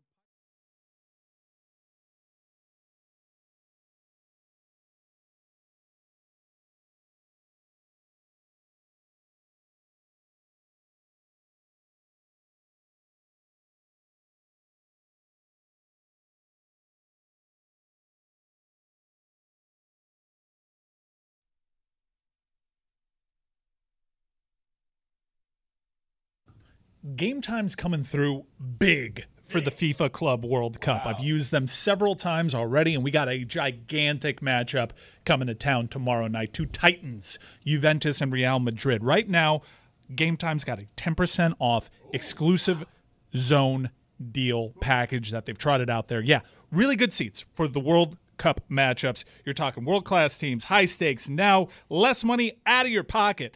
Game Time, last-minute tickets, lowest price guaranteed. It is my sincere hope that Game Time is going to be this effective come next year when the World Cup is there and it meets a hell of a lot more demand, because it has been a lifesaver, saved a lot of money so far, seen marquee matchups, and a typical mild summer so far for South Florida. I am interested in talking to both you and Greg Cody about Inter Miami and reaching the final 16 and what should be the shame or no shame in losing to Paris Saint-Germain 4-0 if you're Lionel Messi. But before I do that, I wanted to do a couple of other things and ask you, among them, when I say that Malik Beasley was about to have a 3-year, $42 million contract, and now those talks have come to a halt because the NBA is cooperating with federal prosecutors' investigation that Beasley may have been gambling on prop bets in his games, I don't want to get so numb to this that we only yell about it when it's Ohtani's interpreter and it's close to Ohtani, but then it's not the crime we're talking about or the alleged crime, but who is the criminal on how scandalous these things should be. These should be scandalous stories every time you hear about them, no matter how normalized gambling is and no matter how much sports has had its integrity impugned by an assortment of different people with everything from immoralities to illegalities. I'm asking you, what's the name I have to put in front of you? Because it ain't Malik Beasley.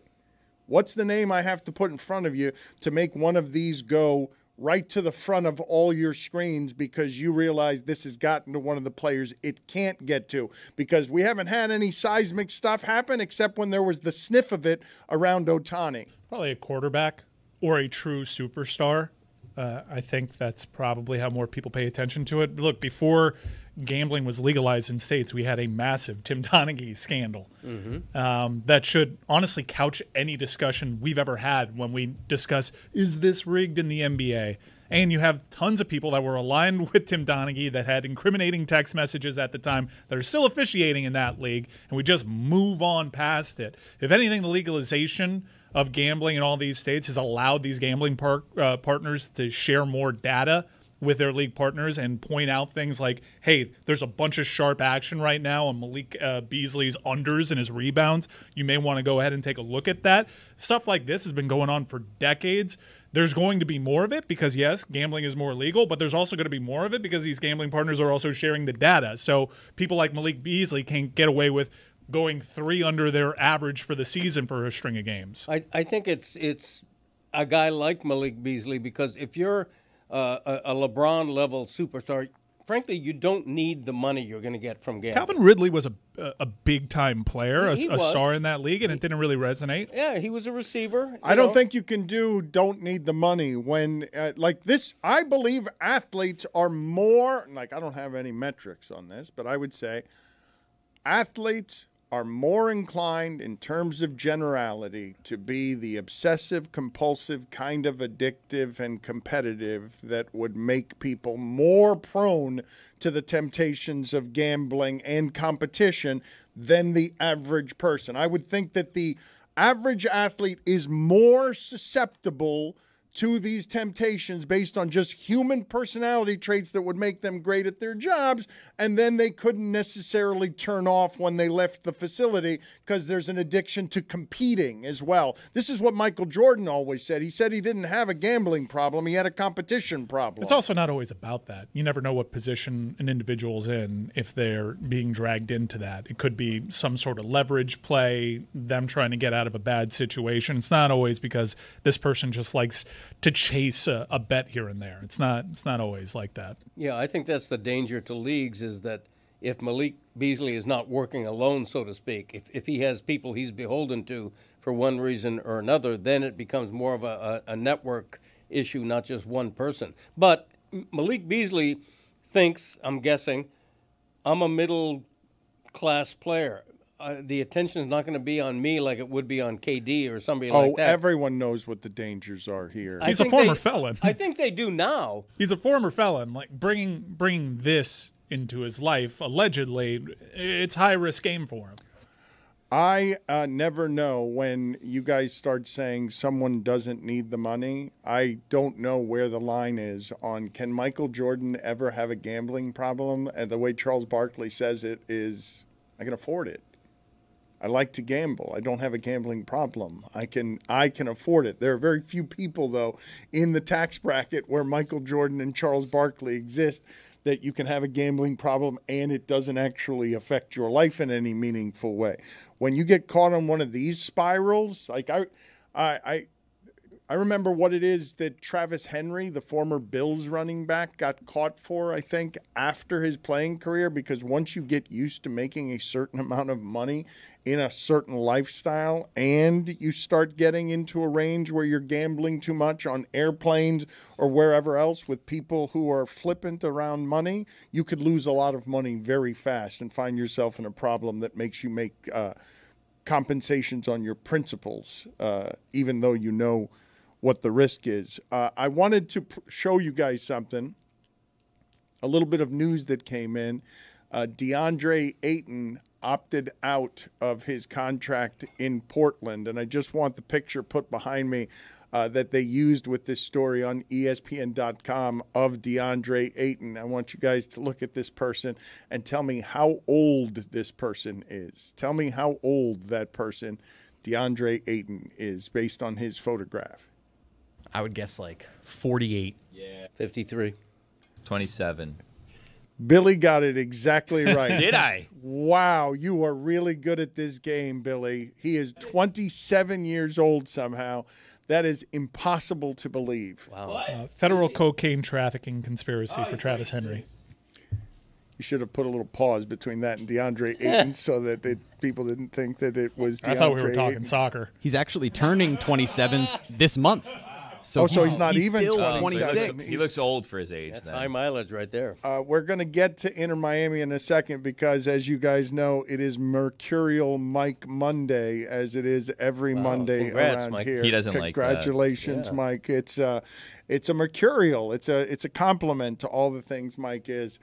I wanted to tell you guys something that happened to me yesterday that continues to offend me on this front, even though I remain somebody shouting at the bottom of a well and no one cares about my complaints. I told you guys the story of walking into a Trader Joe's and holding up a piece of cash in front of the cashier, and the cashier is so used to automated no one pays cash anymore that it was 6 o'clock in the evening, and the cashier said to me, "Oh, I'm sorry. That's the first time anyone's offered me cash all day." And since then, there have been more and more places that simply will not accept my cash. They won't accept it. They are card only as a philosophy. You heard me say this is un-American. But this weekend, it went a step too far. When I am giving someone cash and they have to give me change and they hold up an American nickel and say to me, "How much is this one worth?" What? On a coin. And how much is this one worth? And I said 5 cents because they're so not used to anyone needing change in the establishment that I'm in because everyone is using a card, that it's not just from last week's lament that cursive is now being expunged from old people. Are coins now being expunged? Are we raising a generation of kids who don't actually know that what a nickel looks like? Are we put it on the poll at Le Batard Show? Are we raising a generation of kids who do not know what a nickel looks like? Because this was not a teenager. This was an adult that did not know that a nickel was worth 5 cents. The answer is yes, and I have done a back in my day on that, on your air and in this book. How about that? Wow. You know what I did this weekend, Dan, because I'm getting old? I noticed my car has like little slots for coins in it. And I said, you know what? I kind of want to fill up those slots with some coins, and I wanted to start paying with cash again and with change again. So I have this little jug that's a money counter. So you put in the penny, and it keeps track of how much money's in there. But it's been years since I've actually used it. It just kind of sits in the corner. And I looked, and it said I had like $60 in change, but sometimes I take some in, I put some out, whatever. So I went and I did penny by penny, nickel by nickel. I found out it was only $38 in there. So somehow I've spent like $28 in change that I wasn't aware of over the years that I thought I was short. But I went and I put it in my car, and then Dano, the free agent frenzy continues. First per Jordan Schultz and now per Adam Schefter. ESPN sources the Miami Dolphins have agreed to trade three-time All-Pro cornerback Jalen Ramsey to the Pittsburgh Steelers as part of the trade. Ramsey will get a $1.5 million raise this season, bringing his compensation up to $26.6 million. My dad's first thought, shit, I got to write a column. Hell yeah. I mean, he's been on the trade market for about 9 years. I don't know if I always judge breaking news by how surprising it is. It was just a matter of time until they traded him, right? So you don't want to have to go write it. Is that just you pitching why you don't need to go write a column? That's how you react to a major name. Didn't he have a rivalry with DK Metcalf? That'd be cool. I can make the argument that Jalen Ramsey is one of the best athletes in the history of the state of Florida. From Florida State on, one of the top 5 Florida State athletes I've ever seen. In terms of like being jealous that they're a Knoll and not a Kane, Jalen Ramsey's right up there with Dalvin Cook. I don't believe, well, this isn't even arguable. The Jalen Ramsey era here didn't produce any of what it was supposed to for anyone but Jalen Ramsey, who I believe delivered on everything it is that he was promised to be, and they didn't have enough around him to rise to his level of excellence. And now a very long career heads to Pittsburgh with Aaron Rodgers and a team that's totally in win now mode. In a way the Dolphins aren't, right? The Dolphins can't be seen as being in win now mode, given that they're now paying the penalties of all they were all they didn't accomplish the last 3 years while being in win now mode, and now they can't afford Jalen Ramsey. Yeah, particularly because it leaves their cornerback position probably the weakest cornerback room in the league, or close to it. That's cool that he and DK get to fight in practice every day now too. It was for a couple of years really fun to watch those two go at it. And a quick correction, Jalen Ramsey actually tweeted out a pre-produced video 1 minute before the reporters actually had that information. How do you know? As he tweeted, break my own news. He tried to sort of change the paradigm some, and couldn't be anything but a copycat given that he was following Deion Sanders at FSU.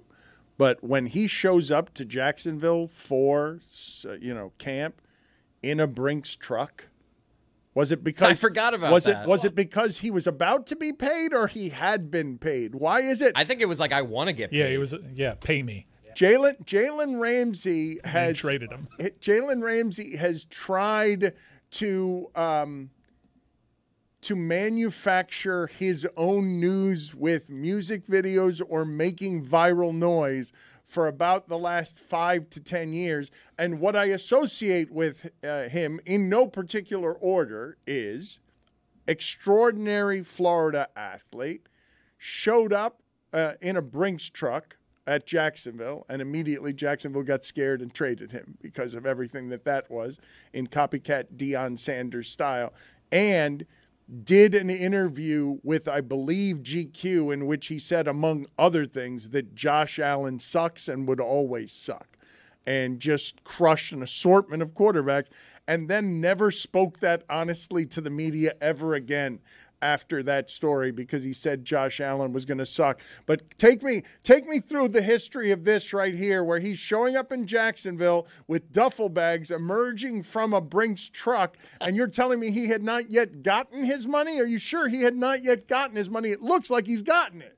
It claims here in this article that it was a nod to the fact that they need to pay him. And it was at the start of training camp, so I assume he wasn't paid yet and showed up to training camp with a bag full of money, which seems like the opposite. Seems like Adidas helped him out with the activation, with the Feel the Boost tagline, and him coming out with an Adidas bag. Yeah. That was July 24th, 2019. He was traded to the Los Angeles Rams by October 15th of 2019. Hall of Famer? Can you look? I'd say so. Yeah, Super Bowl champion. I think he's Hall of Famer. I don't think so. No?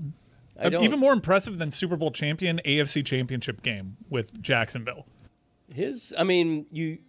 At his position, you start by looking at at career interceptions, and his total is not. No, because they don't throw on him. I think that guy's for his generation, probably top 3 at the position. I don't think right. I don't think that Greg Cody is using the right necessarily using the right metric for the modern age. The story I've told you guys this story before, and it's my favorite. It's my favorite Deion story. It was against Wannstedt's Bears. He only had Steve Walsh as quarterback. Steve Walsh couldn't throw the ball very hard. Deion Sanders was on the opposing team. Dave Wannstedt was the coach of the year. Muddy field, playoff game. They avoid Deion Sanders so much, muddy field playoff game, his side of the field so much, that they lose 44-3. And after playing an NFL playoff game in the mud, Deion Sanders is running off a field and his uniform's not that dirty after playing an entire football game because they wouldn't throw to his side of the field. And I asked him if he'd ever played in a more boring game. And the only reason Deion Sanders is a better athlete than Jalen Ramsey at FSU in my memory is because his answer was, yeah, it's called baseball. Jalen Ramsey is a Florida athlete. I don't know whether people care about this stuff, like Anquan Bolden when he talks about being the athlete of the year in the state of Florida and that there are 10 guys in his neighborhood who are better than he is. For Jalen Ramsey to be one of the best athletes in the history of the state of Florida and at FSU, combined with the fact that people wouldn't throw to his side of the field when he played because they were afraid of him, there has to be a better metric than the one that you're using there, interceptions on a cornerback. But let me give you another metric, and I'm not saying this is the be-all, end-all, but Pro Football Reference has a Hall of Fame monitor, and its Hall of Fame monitor says the average Hall of Fame DB rates 96.9, and right now Jalen Ramsey's career metric is 59.3, like 60% of where he needs to be a Hall of Famer. I could be wrong. I'm not a Hall of Fame voter, but I think he's got a lot of late career work to do to be thought of as Don't you as a Hall of believe Fame. that his name is the one associated with best corner at the position? And when you're throwing around the names, you're going to throw out half a dozen of them. And over the course of a decade, his name is going to be one of the first that you're mentioning as a name corner. 7-time Pro Bowler, 3-time AP first team. Yep. A name shutdown corner. He has, there's an argument, and 7-time Pro Bowl gets your attention. 24 career interceptions in a long career does not. Turning 31. It's going to be. Yep. He's already fallen off some. There's been talk about moving him to safety, which, by the way, could give him extra longevity. Charles Woodson as a lockdown corner, we were having these discussions. Is he overrated? And then he moves to safety and becomes a depoy. So maybe that's a move for him.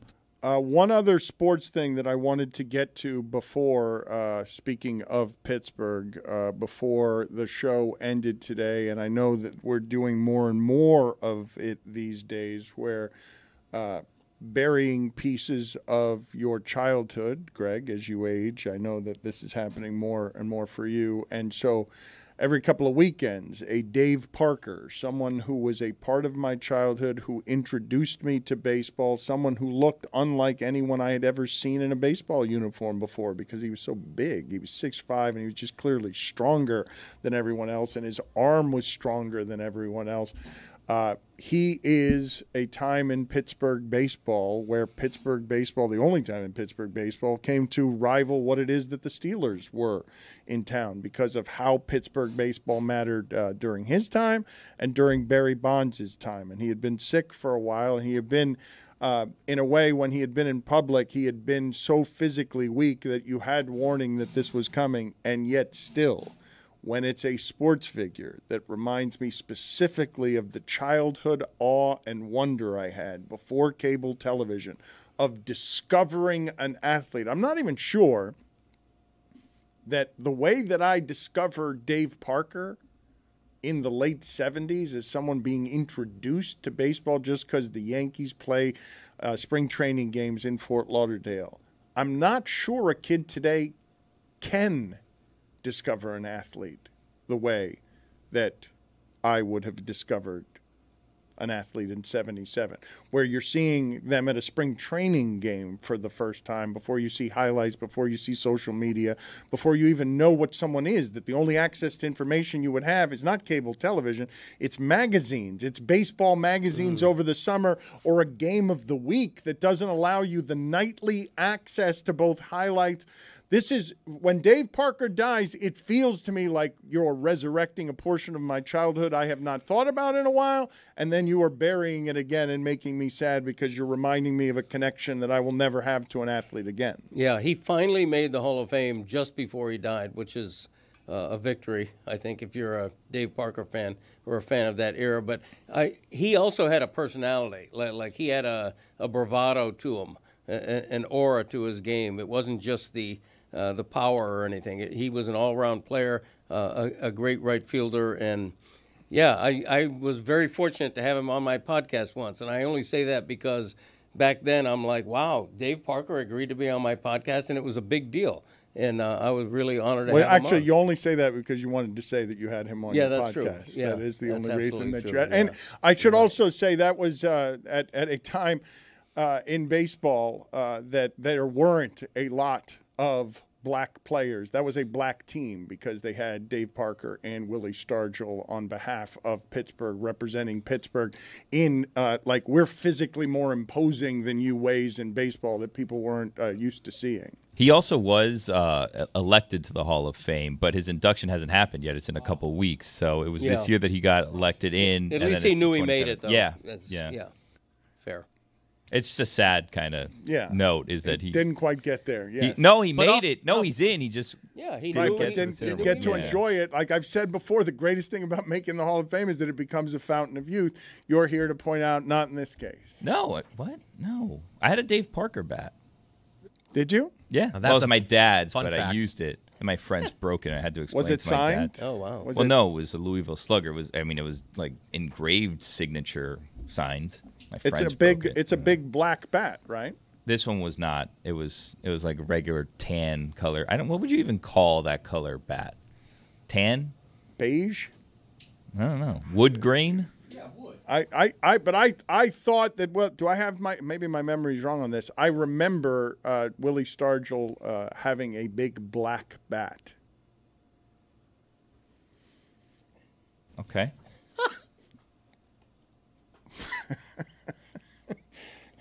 Inter Miami? Big one. Just Googled Willie Stargell, big black bat. I'll let you know what comes up. Checks out. After last Friday's Google searches, nothing surprised me with you, Jeremy. Skip past the one of his cock. Inter Miami, Greg Cody, I want to read directly from his column. Would you guys like to hear directly from Greg Cody's Miami Herald column today?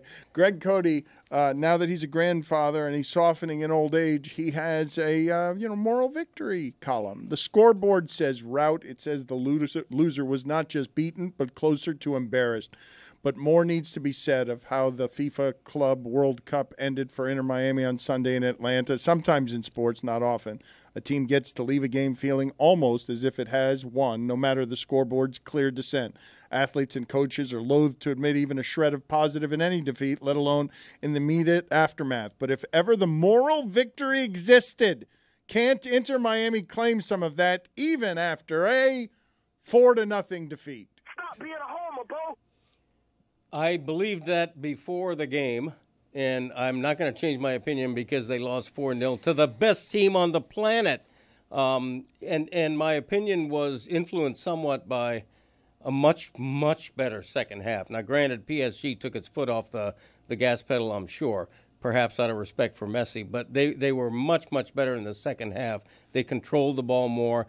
PSG, their ball possession is like nobody else on earth. It was more than 73% in the Club World Cup, and it was almost 70% yesterday, about 65, I think. So they just control the ball. Miami couldn't get it in the first half. That's not on Miami. That's on them playing the best team on earth. I think, and I think Mike agrees, them making... It was an ass-kicking. It was ridiculous. It was a crazy ass-kicking. Absurd ass-kicking. I've never seen a team get all right, so PSG had 4 goals The in first that half first was half. ridiculous, right? Miami had 3 completed passes Right. in PSG's Yeah. end of the pitch. They couldn't get the ball. It was as thorough an ass kicking Yep. as you can. And you know what? Sometimes that it looks like that when one team has a $1 billion roster and the other team has a $60 million roster.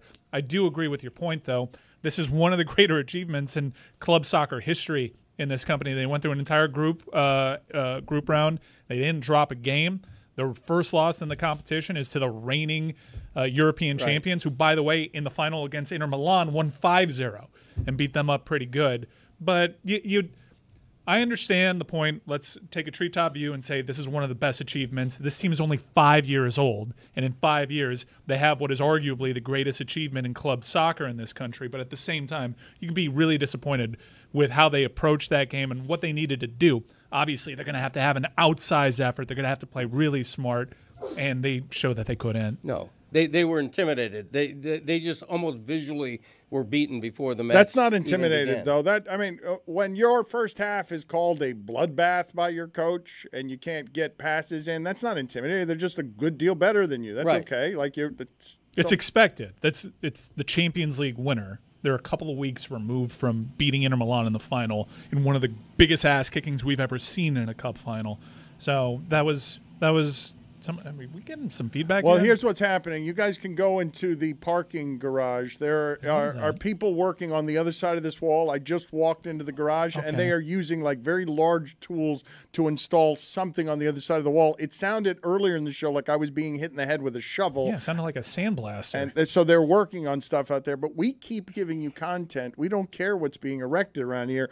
You two, though, specifically, are sitting here arguing on behalf of the achievement when they were embarrassed. They should be embarrassed by being in a game where they have no practical chance to complete a pass. Yeah, I mean, if they hung on to their 2-0 lead against Palmeiras, which actually made it to the quarterfinals, they avoid PSG entirely and do battle with Botafogo, and that game probably makes you feel better as an Inter fan. I don't know if they go on to advance, but they certainly do better.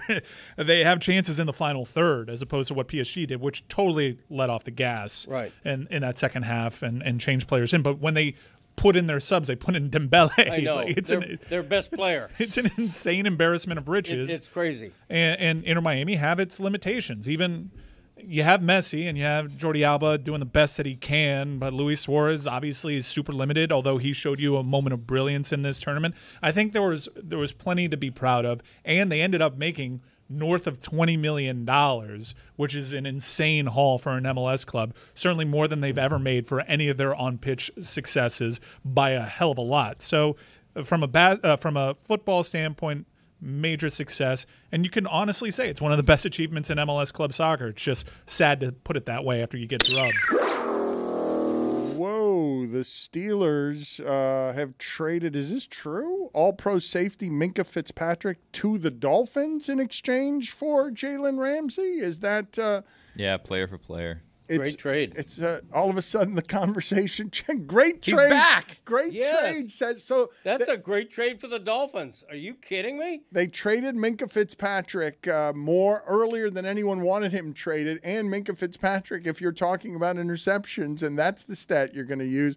That's a bit of a surprise, is it not? A 1-for-1 all-pro for all-pro trade in the NFL? When's the last time? I don't think this ever happened. The Dolphins got the younger one, right? Like by a few years. Also seems like Ramsey is going to make that move to safety if that's the case. In another position of need. That is okay. That's a smart deal for the Dolphins.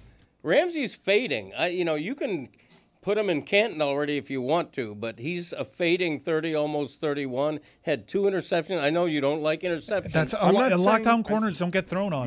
No, Greg, they don't have the opportunity. Minkah Fitzpatrick does produce interceptions. Like I don't. That position will, and I imagine if Jalen Ramsey gets moved to safety, you're going to see his interception numbers go way up, the same way that they did with Woodson and Woodson before him. Okay, you know what? Corners who aren't thrown to that much find a way to get interceptions. Tell Put me that on the poll. Okay, Hold on. what is Deion Sanders' career interception Let's look up total? Reedus. I guarantee it's more than twice that of Jalen Ramsey.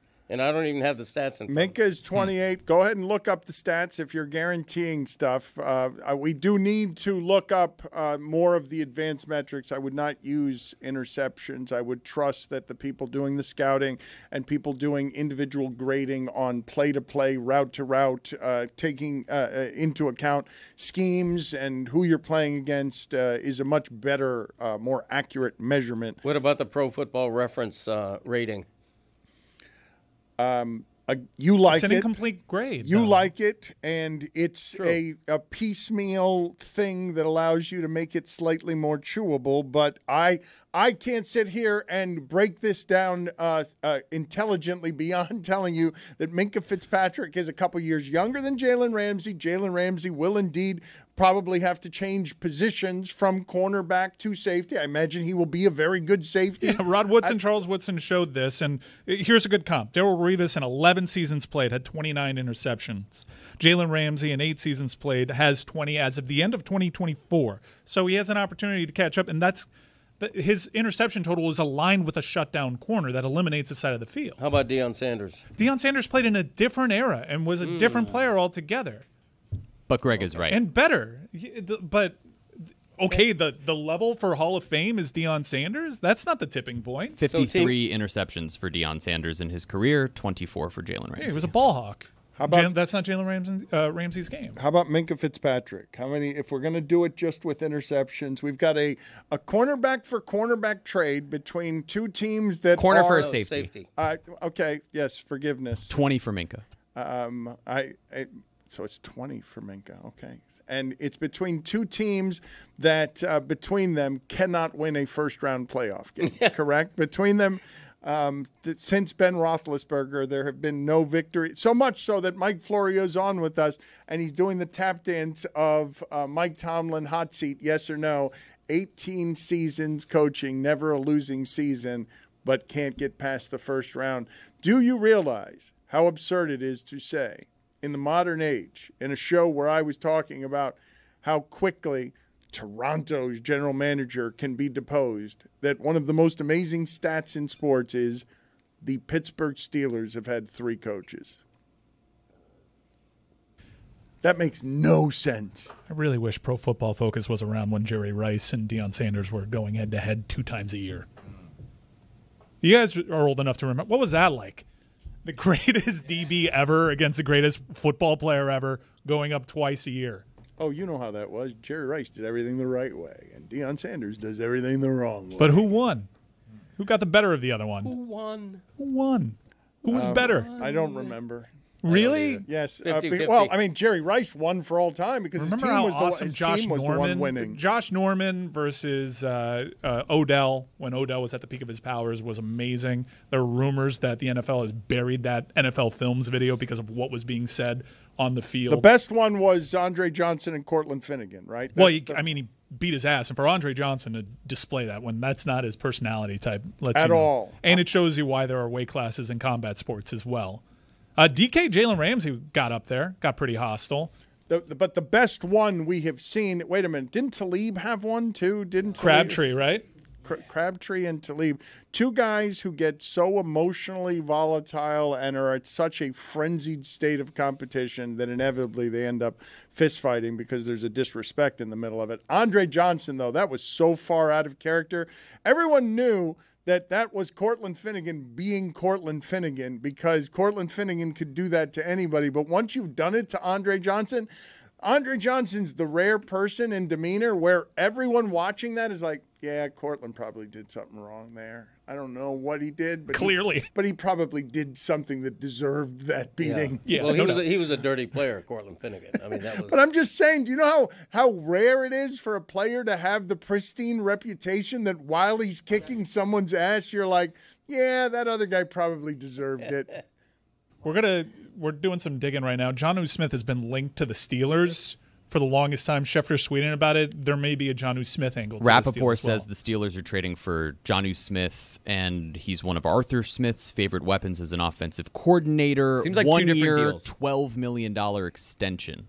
So at this point, all in all, according to Schefter, the Steelers get Jonnu Smith and Jalen Ramsey. The Dolphins get Minkah Fitzpatrick and a late-round pick. All right, so let's break this down quickly for a moment on the idea that the Dolphins have been win now for 3 years. They have been trying to get to where the Steelers are and failing. They have not gotten to so much as a playoff victory. Mike Tomlin is doing win-now stuff that feels desperate. This trade, both of these trades have been talked about for a while.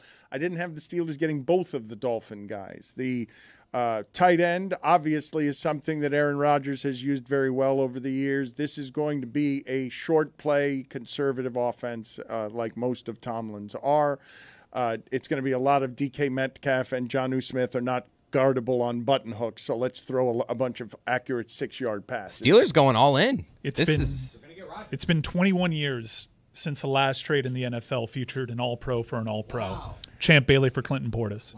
But this is what all in looks like if you're the Steelers and you've got a coach, one who has as much stability as an organization can ever give a coach, but also has provided as much stability as a coach can provide.